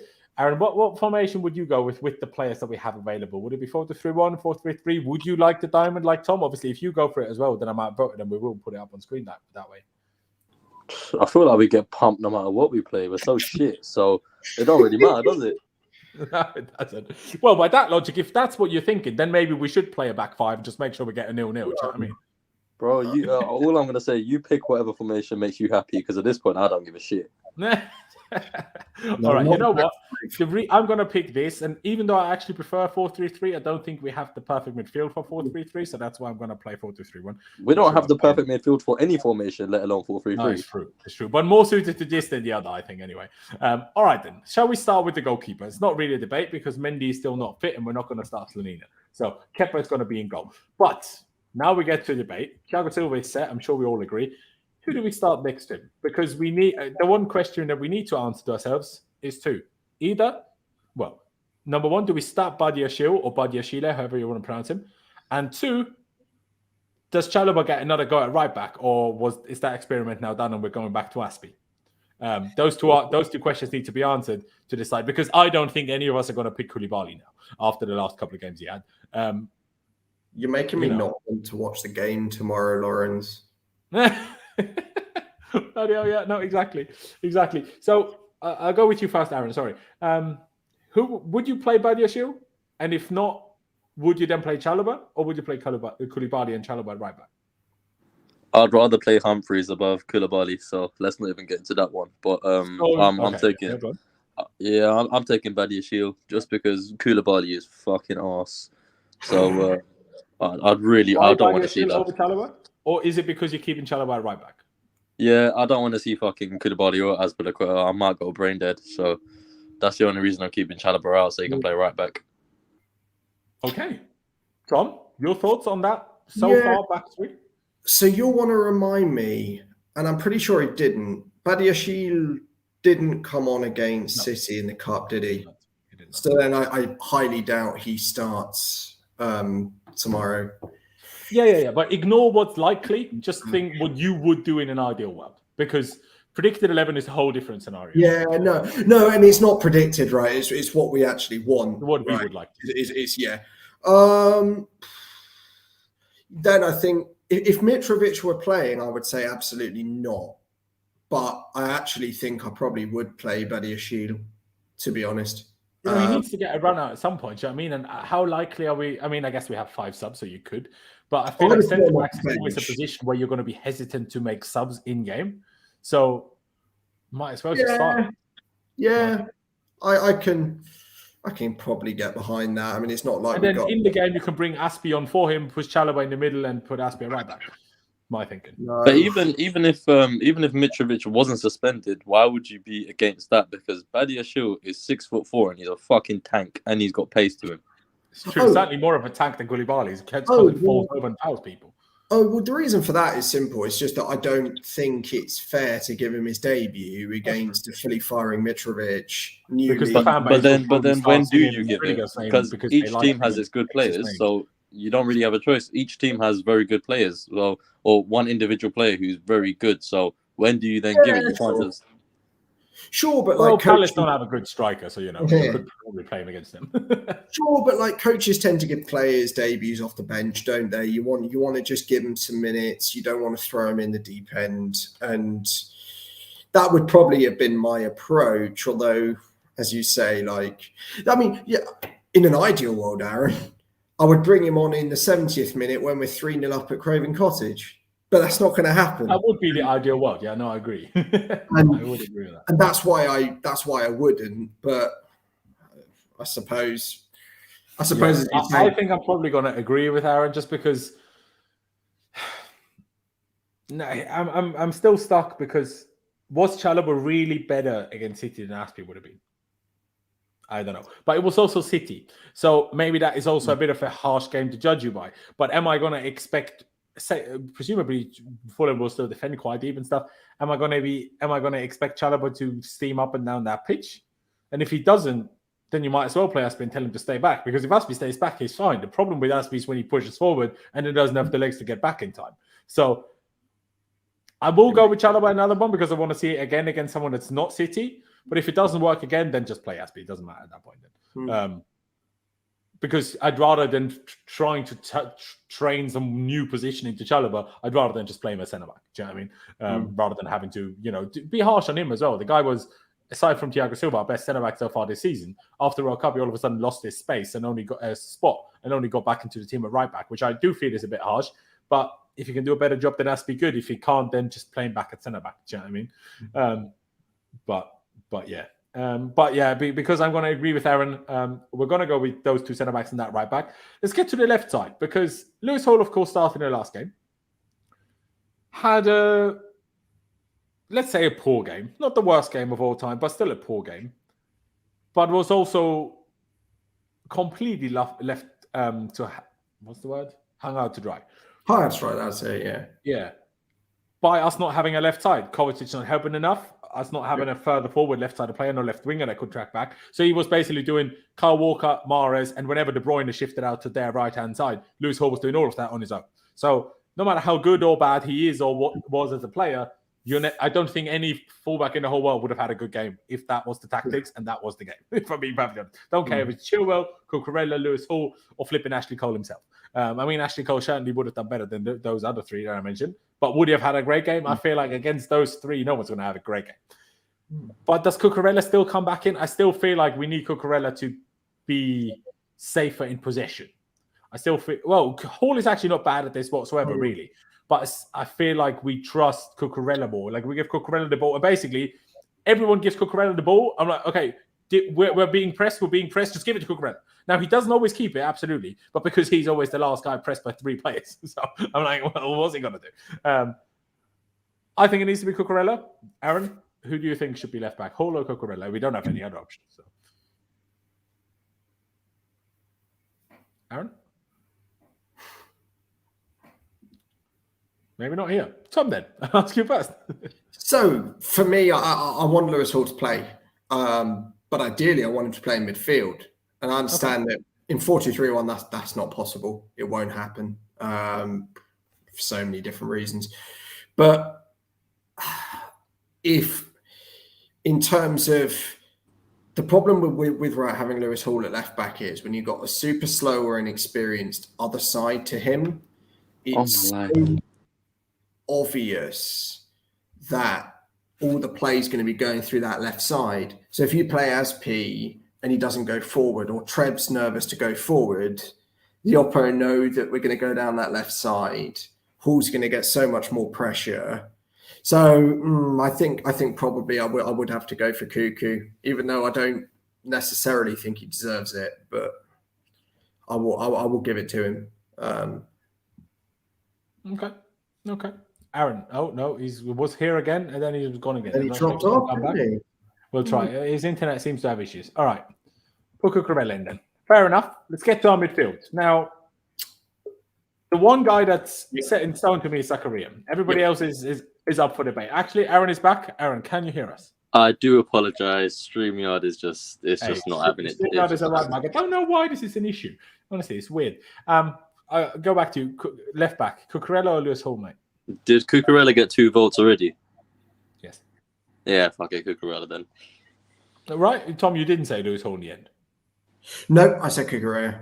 There you go. Sorry, I was like, wait, unless I misheard something. Yeah, no, Cucurella. I mean, it's also the fact that Lewis Hall is supposedly a midfielder. Well, I say supposedly is a midfielder, is an issue for me because I'm like, I just don't see how he's ever going to make the team permanently there. Because we're going to sign midfielders, whether it's Rice, even though according to Matt Law, we're not front runners. Not sure how that's happened, but sure. We also said we bid 100 million for Enzo, and we didn't. So what does he know? We're going to sign midfielders. Like, is Lewis Hall ever going to play? He's going to be behind Chukwuemeka. He's going to be behind, God knows how many players. Is that really going to happen? So I feel a bit bad for him. So that's why I'm like, maybe we just need to turn him into a left back if we want the future for him at the club. But we are so desperate for wins. I feel like, play some youngsters that can do it. But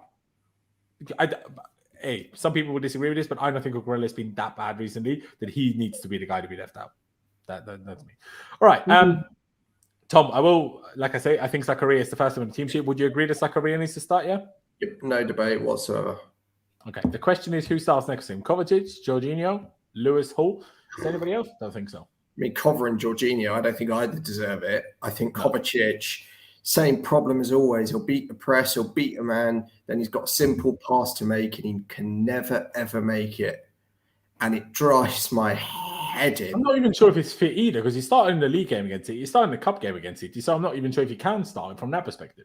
No, I mean, I I actually, if we, in 4-2-3-1, I absolutely wouldn't play Hall in the pivot. Okay. And I think if that team sheet came out, it would probably mean we were playing a back three if it were Hall and Cucurella. But no, I think it probably would. I don't want it to be Jorginho, and I love Jorginho, but not anymore. I think it's weird. Do you think he would like fare better against like a Fulham? Then obviously against a Man City was real bad. But would it fare a bit better against Fulham? I say that. It also didn't fare well against Forest. So no, I think we have to look to the future, and I think his time at the club's. I think he's. I don't want to say outstayed his welcome because I love the guy, but I think he's been here too long now, and I think probably I'd have to say Kova, even though I don't like it. I mean, I don't. Is that your view as well? My issue with it is Zakaria seems to be best when he has a little bit of freedom, and Kovacic isn't going to allow him that freedom. And until we sign someone that allows him that outside of Jorginho, I don't see who other than Jorginho can provide that. I'm not saying Jorginho is good at it or doesn't have his issues, but we don't have anybody else that does that because Kovacic is going to run and Zakaria is going to run, and then I'm like, okay, we're getting counted. That is a little bit my concern, and also Kovacic's fitness. So I would probably go with Jorginho for that reason, but I understand where you're coming from with Kovacic. I understand absolutely. You might have persuaded me, because there wasn't much between the two of them. So actually, do you know what? I'll take what you've said. Stay on the fence for a second, and we'll see what Aaron says. Because maybe we'll put a poll to the chat. If Aaron goes for Kovacic now, I went for Jorginho, and you are on the fence. We might let the chat decide. So Aaron, would you go Kovacic or would you go Jorginho? Presumably, you will also agree that Zakaria needs to start. Yeah, Zachary is in there 100%. He's one of the first names on the team sheet, and that's quite concerning for a lone player.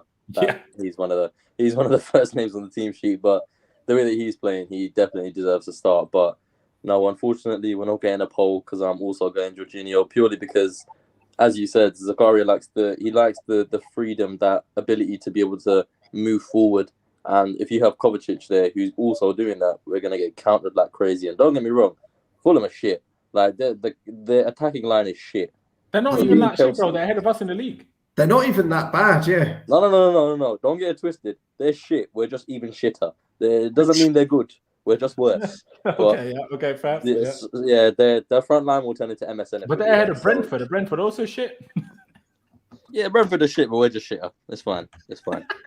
According to Aaron, everyone's shit except Man City. Yeah, they're different gravy, but everyone else Arsenal, Wasp, man.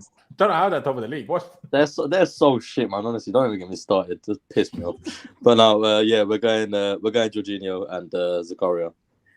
Yes. All right. No poll for the chat. Sorry, guys. Let's move up to the front four.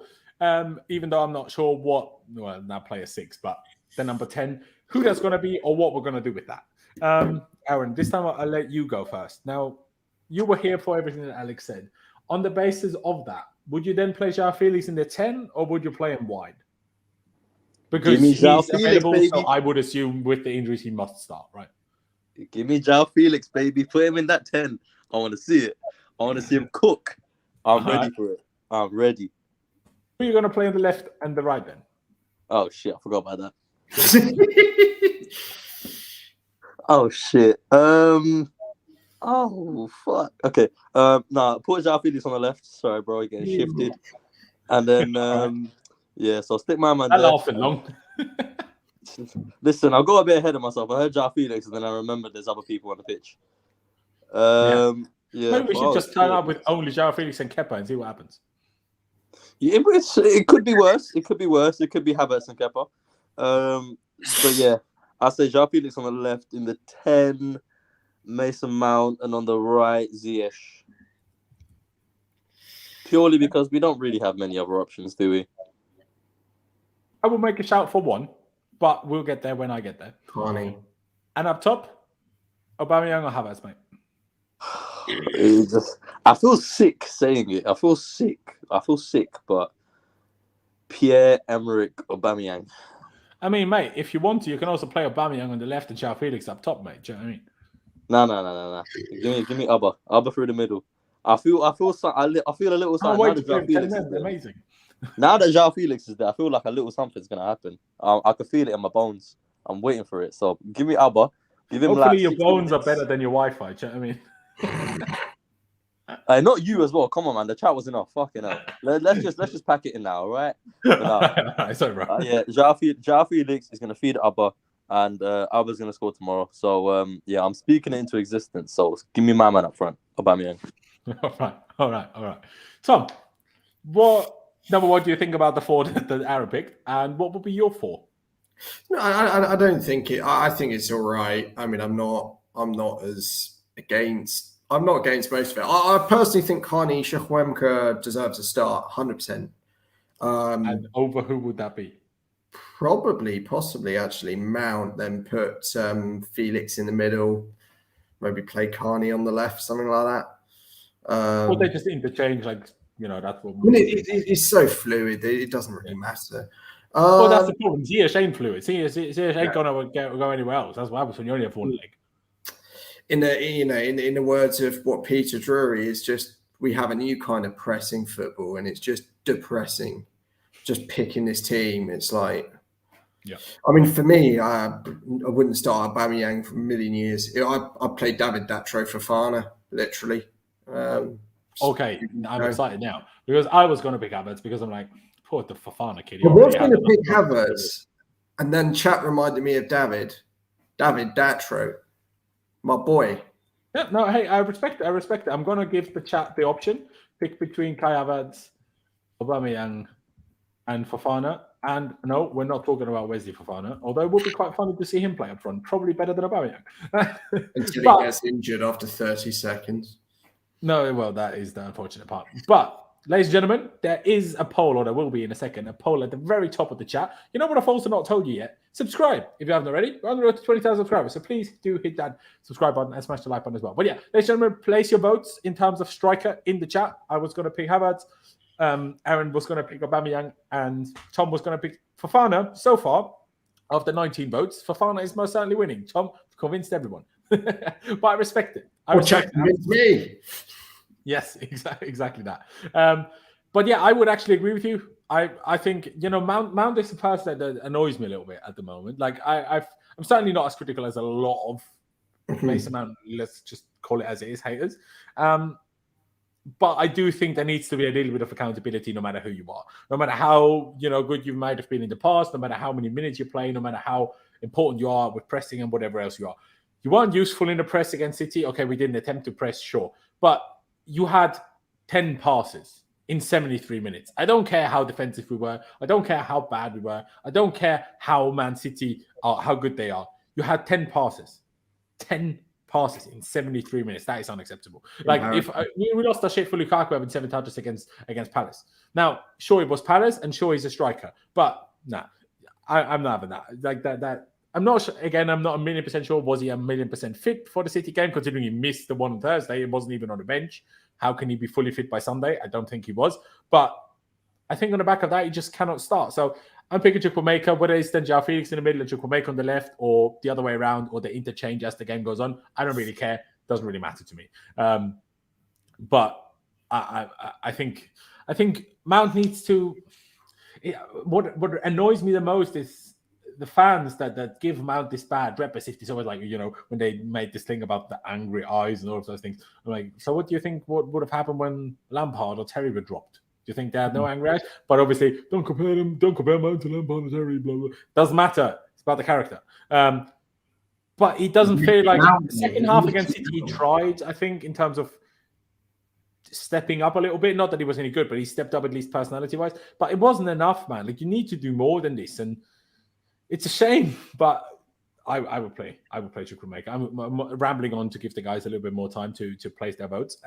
But yeah, I would probably go Ziyech on the right, because who else can we do?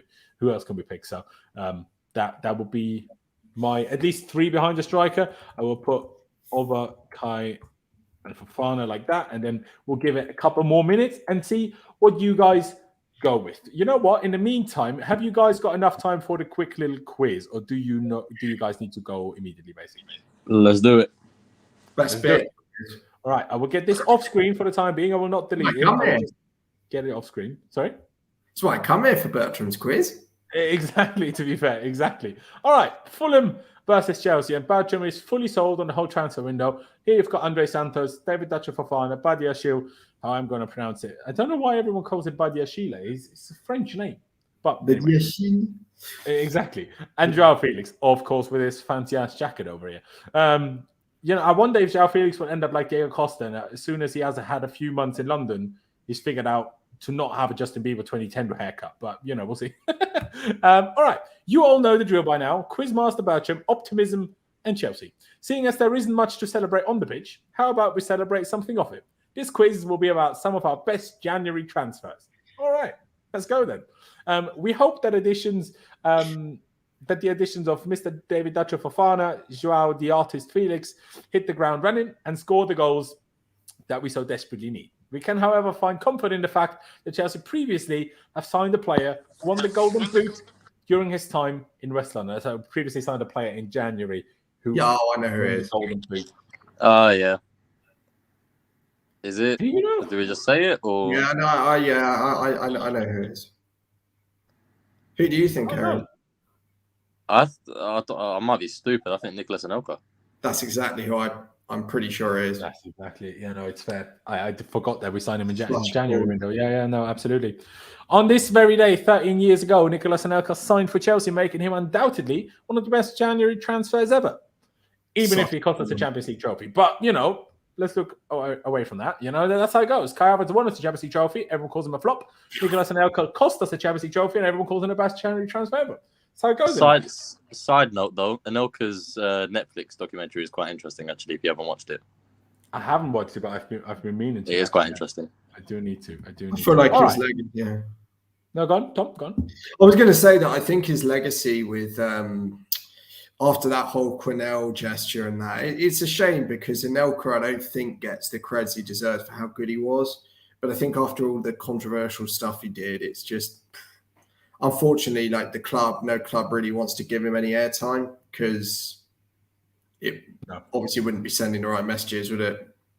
No. But hey, if you're Samuel Eto'o, you think Anelka was better than Thierry Henry. So fair enough. There are many things that Quizmaster Bertram loves in life. A nice stroll down Stadium Avenue in Aarhus, Denmark, by the way, if people don't know that. Hearing the Liquidator and those last 5 minutes before school's out for the weekend. But nothing comes close to rewatching the Champions League final in 2012. So question is, and this is a difficult one as the game was then, how many players in that starting lineup were signed in January? Bloody hell, what question.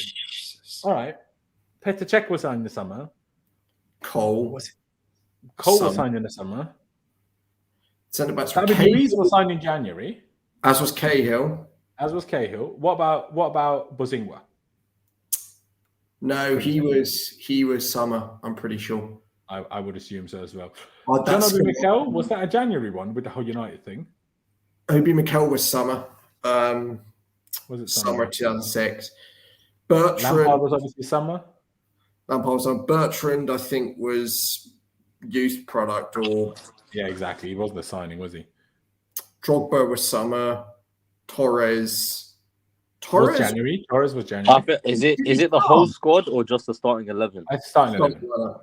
Look, starting 11. Torres wasn't in the starting 11. He wasn't, was he? Oh, true. No, yeah. The only ones I'm not sure about is Bosingwa and Mikel, but other than that, it's 2 so far. Both of those two were definitely summer, and Kalu. It's both the centre halves. That's it. Then let's go with 2 because Mata was definitely in the summer, and if you say Kalu was and Bosingwa was, then we got to go with 2. Bosingwa, I'm pretty sure was summer. Like I 80 to 90% sure. Do you know what year we signed Bosingwa? I have no memory of this at all. I think it was Scolari season. So that would have been 08 in the summer. Yeah. Sorry, 07 in the summer, of course. 07 A season. 1 year after that, I think. After that, but it was the final was Avram Grant, wasn't it? Because Scolari got sacked halfway through the season. Bosingwa deal was agreed on the 11th of May 2008. Okay, so it was after the Champions League final. Okay, first.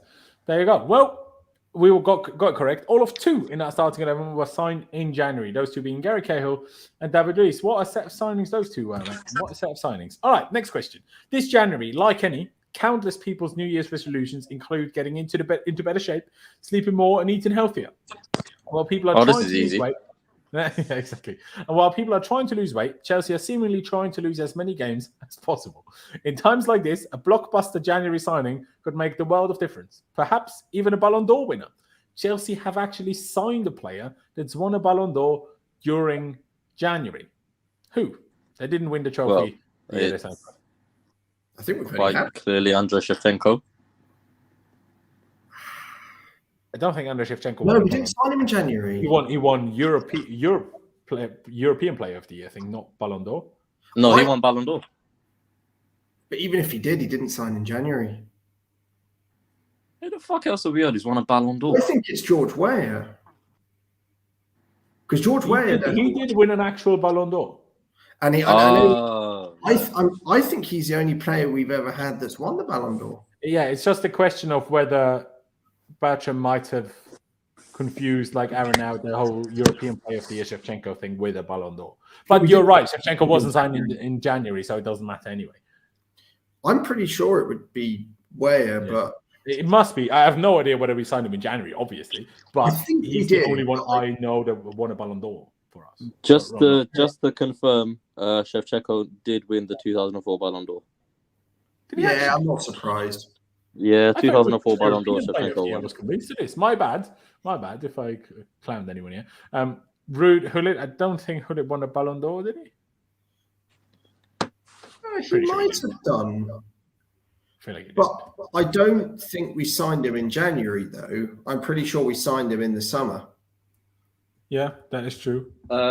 Just to confirm, Ruud won the Ballon d'Or in 1987. He did, yeah. Okay, so it might be two. I want to take a look at this. I'm pretty sure he joined in the summer, though. I'm pretty sure he didn't join in January. Yeah, he joined in the summer, Ruud Gullit. And I'm not absolutely right. So I think it's George Weah, but I could be completely off the mark there. Let's go with George Weah. Let's go with George Weah and see whether we're right. Well, I will anyway. Aaron, if you want to stick to somebody else, obviously you can. Let's see. I've got no clue. Aha, yes. It was unfortunately George Weah. Because he signed on loan from Milan. I didn't realise it was on loan, actually. I actually thought we got him permanently and he stayed for short term. But... There you go. On a cold Tuesday, 23 years ago to today, Chelsea signed former Ballon d'Or winner George Weah on loan from AC Milan. Interestingly, we've had 3 Ballon d'Or winners play for Chelsea. All 3 played for Milan. Shevchenko, Ruud Gullit, and George Weah. See, if we click that slide, we would have certainly, been more sure about who won the Ballon d'Or and who didn't. Oh, yeah, I remember him. Player signed for us after 2004. Clue 1. I signed for Chelsea on January 31st, and I've scored 17 goals for the Pride. I don't play at Stamford Bridge anymore. All right, I think clue 1 is not going to be enough for any place to decide, is it? I want to have a think, but you're right. It's difficult. We get 3 clues, just so you know. Yeah. Wait, what's this? Sorry. So he signed. You just need to figure out who the player is, basically. You probably on your phone can't read it properly. I signed for Chelsea on January 31st. I've scored 17 goals for Chelsea, and I don't play at Stamford Bridge anymore. So that's the first clue. So shall we go to clue 2, yeah? Yeah. All right. I became a World Cup winner while playing for Chelsea, but I did not score through the tournament. Oh, no, here it is. Did Giroud score more than 17 goals? Surely. You think he would have scored more or less? No, I'd have said probably more. Because he padded the Europa League. And I'd have said he got at least 10 Prem goals. And he scored the 4 against Sevilla, remember? And that's about it, probably. Maybe it's league. Now you've named all of them. Maybe it's league goal. No, because I think it probably is him. But no, he didn't score 17 league goals at Chelsea. He didn't get as many as that. I think 17 goals in total is about right, Because I know you say he peppered the Europa League, but what, a couple of group stage goals? And then how many of the knockouts did he actually get to start? Wasn't he Golden Boot in that year? Oh, wait. No. Because in 2018, the whole running thing was Giroud played the whole tournament and didn't score. He didn't score. No, I know. Yeah, the World Cup, absolutely. Yeah. No, that's why it must be him. Because who else won the World Cup while at Chelsea but didn't score a goal? I'm going N'Golo Kante. Well, yeah, but Kante didn't score 17 goals for us, and he's also still at Chelsea. Wait, so the 17 goals, that's in all competitions? I assume so. No. So I just looked That it can't up. be. If it's all competitions, it cannot be Giroud. So I just looked it up, and the person is Giroud, but he scored 17 league goals. Because Wikipedia. I mean, Tom is slightly cheating here, just looking up the answers. No, because we all knew what the answer was. That is true. But there is a flaw in Bertrand's quiz yet again. It's true. Bertrand back on Fraud Watch. They probably just Wikipedia searched through it. It says 17 goals because because I've had that before where I've looked something up and I've said this player scored this number of goals, and on Wiki on that front thing it only shows league goals, which is quite annoying to be fair. But yeah, absolutely. I was certainly scored more than 17. Yeah, clearly. How many me and my agenda against Giroud. Sorry, Ollie. But it's just last season, he scored 38 in total. All competitions. 38? My days. It's interesting to see how many he got in Europa League. In cup competitions in the Sarri season, he got 11. So that's probably. Yeah, he scored like 10 in the Europa League, didn't he? No, actually, it would have been 11, wouldn't it? Because he scored in the final as well. Yeah. Scored in the final, he absolutely he scored like 10 up to the semi-finals, and then the final he got one as well, so that would have made 11. Yep. Because he absolutely padded it, didn't he? He did. Yeah, no, you're right. I don't know why my memory failed me. But a lot of people in the chat were talking about Fabregas. Fabregas did win the World Cup in 2010, absolutely, but he wasn't at Chelsea in 2010, and he might not have scored for Spain in that World Cup either. But again, he wasn't at Chelsea at the time, so that's why he can't have been him. But yeah, and the last clue would have been I scored in a European final for the Blues. Wanted to look to European trophies during my time here, of course. Thank you, Arsenal. Yeah, and then the last thing I assume is from the Wikipedia screenshot of clubs he's played for. We need to now gather who the guy is. Oh, I got it. Oh, I know. Cuadrado. Yep. Yeah, Cuadrado. There you go. God, that was an awful signing. Juan the man. All right, Juan the man. Cuadrado. Fair enough. No, this is the last one. Oh, what a game this was, mind you. Let's ignore the fact that John Terry's equaliser in the 98th minute was offside, but we'll take that one. Why did he? You there, Laurenz? I am there, but why did he block out two things? Might be the same person. I can't person. even see it. You're going to have to zoom in because I can see the second goal scorer, but I can't see the. I can't fully see the screen. Or you just read it out to me. Otherwise, I will read it out to you. So, golden goal scorer. Basically, we get a game, any random game in history. This is the Chelsea 3, Everton 3 from. Well, God knows what the season was. 2015-16 actually. Awful, yeah. 15-16. Goal scorers for us that we know of are Diego Costa in the 64th minute and John Terry with the equaliser in the 89th minute. And against us, John Terry scored an own goal. Kevin Morales scored, and Ramiro Mari scored in the 90th minute for Everton, at the time making it 3-2. But who scored Chelsea's at the time 2-2 equaliser? I think must have got the assist in the... Oh, ignore that. Who must have got the assist in the 64th minute for Diego before that. That's probably why it's crossed out. But if you can also see the picture on the side. I'm not sure if it's going to be big enough for you guys, but I think I know the answer. Aaron, what were you going to say?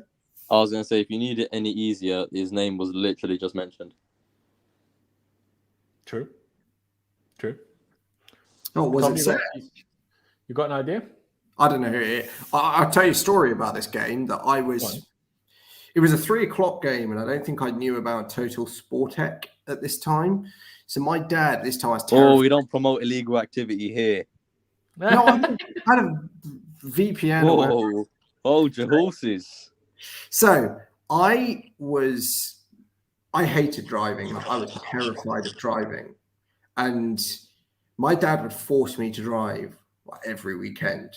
And he blooming took me out at the start of this game.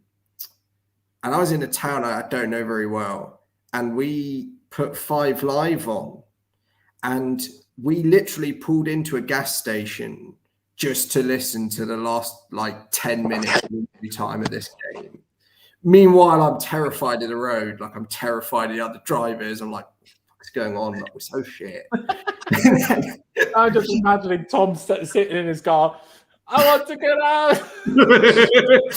That's it, mate. That is it. And that's why I don't remember, because I didn't watch any of the games. Like, as in, I didn't watch this game, so I remember the JT goal, but I don't remember watching. Oh, I didn't watch the game. That's fair. No, I definitely watched the game. Don't necessarily remember that he scored. I'm only, but I know the answer from this one. Yeah. From Is it Cesc? It is Cesc, by the boot and by the long sleeve. Cesc Fabregas. There you go.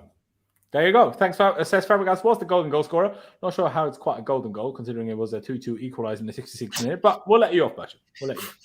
Ladies and gentlemen, quickly, before we round this one out, back to our lineup screen, and then I will check the status of the little poll that we've got in the chat. Again, I'll give you another minute. If you haven't placed your vote yet, do so now. But who would you start at striker? Kai Havertz is on 17%. Pierre-Emerick Aubameyang is at 18%. Go on, son. David Fofana is at a whole 66%. Bloody hell. That's how shit we are, that a signing who had a 45-minute cameo against City. And wasn't even good. Like, like it might have been better than Havertz, but it was good. Yeah, he was. Fuck me, we are so mudded. He was better than Kai was. He That's was not difficult. better than Kai, but he still didn't do anything, did he? You could have put Laurenz up front, he would have been better than Kai. Oh, not sure about that one. But if Oh, you would have put me, definitely would have been better than Kovacic. Lawrence, you're built like a brick shithouse, son. I've seen you. Trust me, you would have been alright up front. No. That's why. Hey, I'm the deep six, and I just barge everyone out the way. Do you know what I mean? A bit like Sosa Kalajdzic, mate. Yeah, I'm not quite 7 foot tall, mate. But we try. We try. All right. Well, David Fofana, I personally doubt that that's what's going to happen, but hey, I'm here for it. We might as well try it. Why not? Why not? Ladies and gentlemen, Joao Felix is a blue. Let's see for how long. At least for 6 months he is. It's something. Let's see how it goes when we have Nkunku and potentially Joao Felix, or we don't even want Joao Felix after Nkunku. Has anybody even considered that? Who knows? But yeah, one last thing that I want from you guys is a score prediction. Bertram, as when he sent me the quiz, was like, if you're doing score predictions, add his. He says Chelsea are going to win 3-1. Tom, it's going to be your score prediction. He's an optimist, mate. I'm going to 1-1. Scrappy 1-1 draw. We'll score. It'll be like the Forest game all over again. Oh, fun. Aaron, nice point. 3-0. 3-0. Light work. 3-0? Light work. We're back. Trust me. Joao Felix effect. We're back. Wait, we're coming for the title. Joao Felix is here. 3-0. Light work. Mate, I love the optimism. I'd say it's more likely to be 3-0 to Fulham than 3-0 to Chelsea. You just wait. You can't ruin his optimism. We're gonna come back to this. We're gonna come back to this next time, and we'll see you laughing. And it ain't gonna be you. That's all I know. All right, mate. What if I say 4-0 now? Who's laughing then? Oh fuck! I would have gone 4-0. To who? No, I won't. I will say. I'll say 2-1. When I'm not sure, I always say 2-1. But I have to. 2-1 to who though? No, 2-1 to Chelsea. I have to be the optimist. I have to be. Otherwise, I'm going to be depressed tomorrow night anyway. What benefit do I have from already being depressed now? So for now, I still push it and make it positive. And tomorrow I'll be depressed anyway. So that is going to be that. Jacob Huggins asks who we think will score. Aaron, who do you think will score the 3 goals? Joao Felix, Aubameyang, and Fofana. Fuck it. Aaron, are you aware that we're not talking about your career mode or? No. Don't worry. I've got all of them on career mode as well. I had Joao Felix before we signed him. I was ahead of the game, but I know what I'm talking about. Trust me. What, and you haven't remember when I went on a roll and I had you remember when I went and got 3 score predictions in a row? Trust me, I know what I'm talking about. It's true. It's a long time ago. Don't know. I know what I'm talking about. Trust me. Okay. Tom, you only predicted 1 goal from Chelsea's side, but who do you think will score that 1 goal? It'll be Dennis Zakaria. He's just one of those weird shots is just gonna fly in. I'm gonna throw one out there, a bit of a rogue shout. I'm gonna say Joao Felix will score 1, and I'm gonna say Benoit Badiashile will score the other one. Hey, he's 6'4". It's about time we score another header from a corner or something. Anthony Barry corner training, yeah. Exactly. Badia Shield, he's going to hit the ground running. He's going to be the next superstar. Ladies and gentlemen, it's about time we round this one out. Thank you guys for watching. Again, if you haven't already, please be sure to subscribe. That'd be massively appreciated. Smash the like button. And don't forget to hit the notification bell and select all so you don't miss any future streams. Please do check out the guys' links down in the description. Tom's Twitter is linked down below.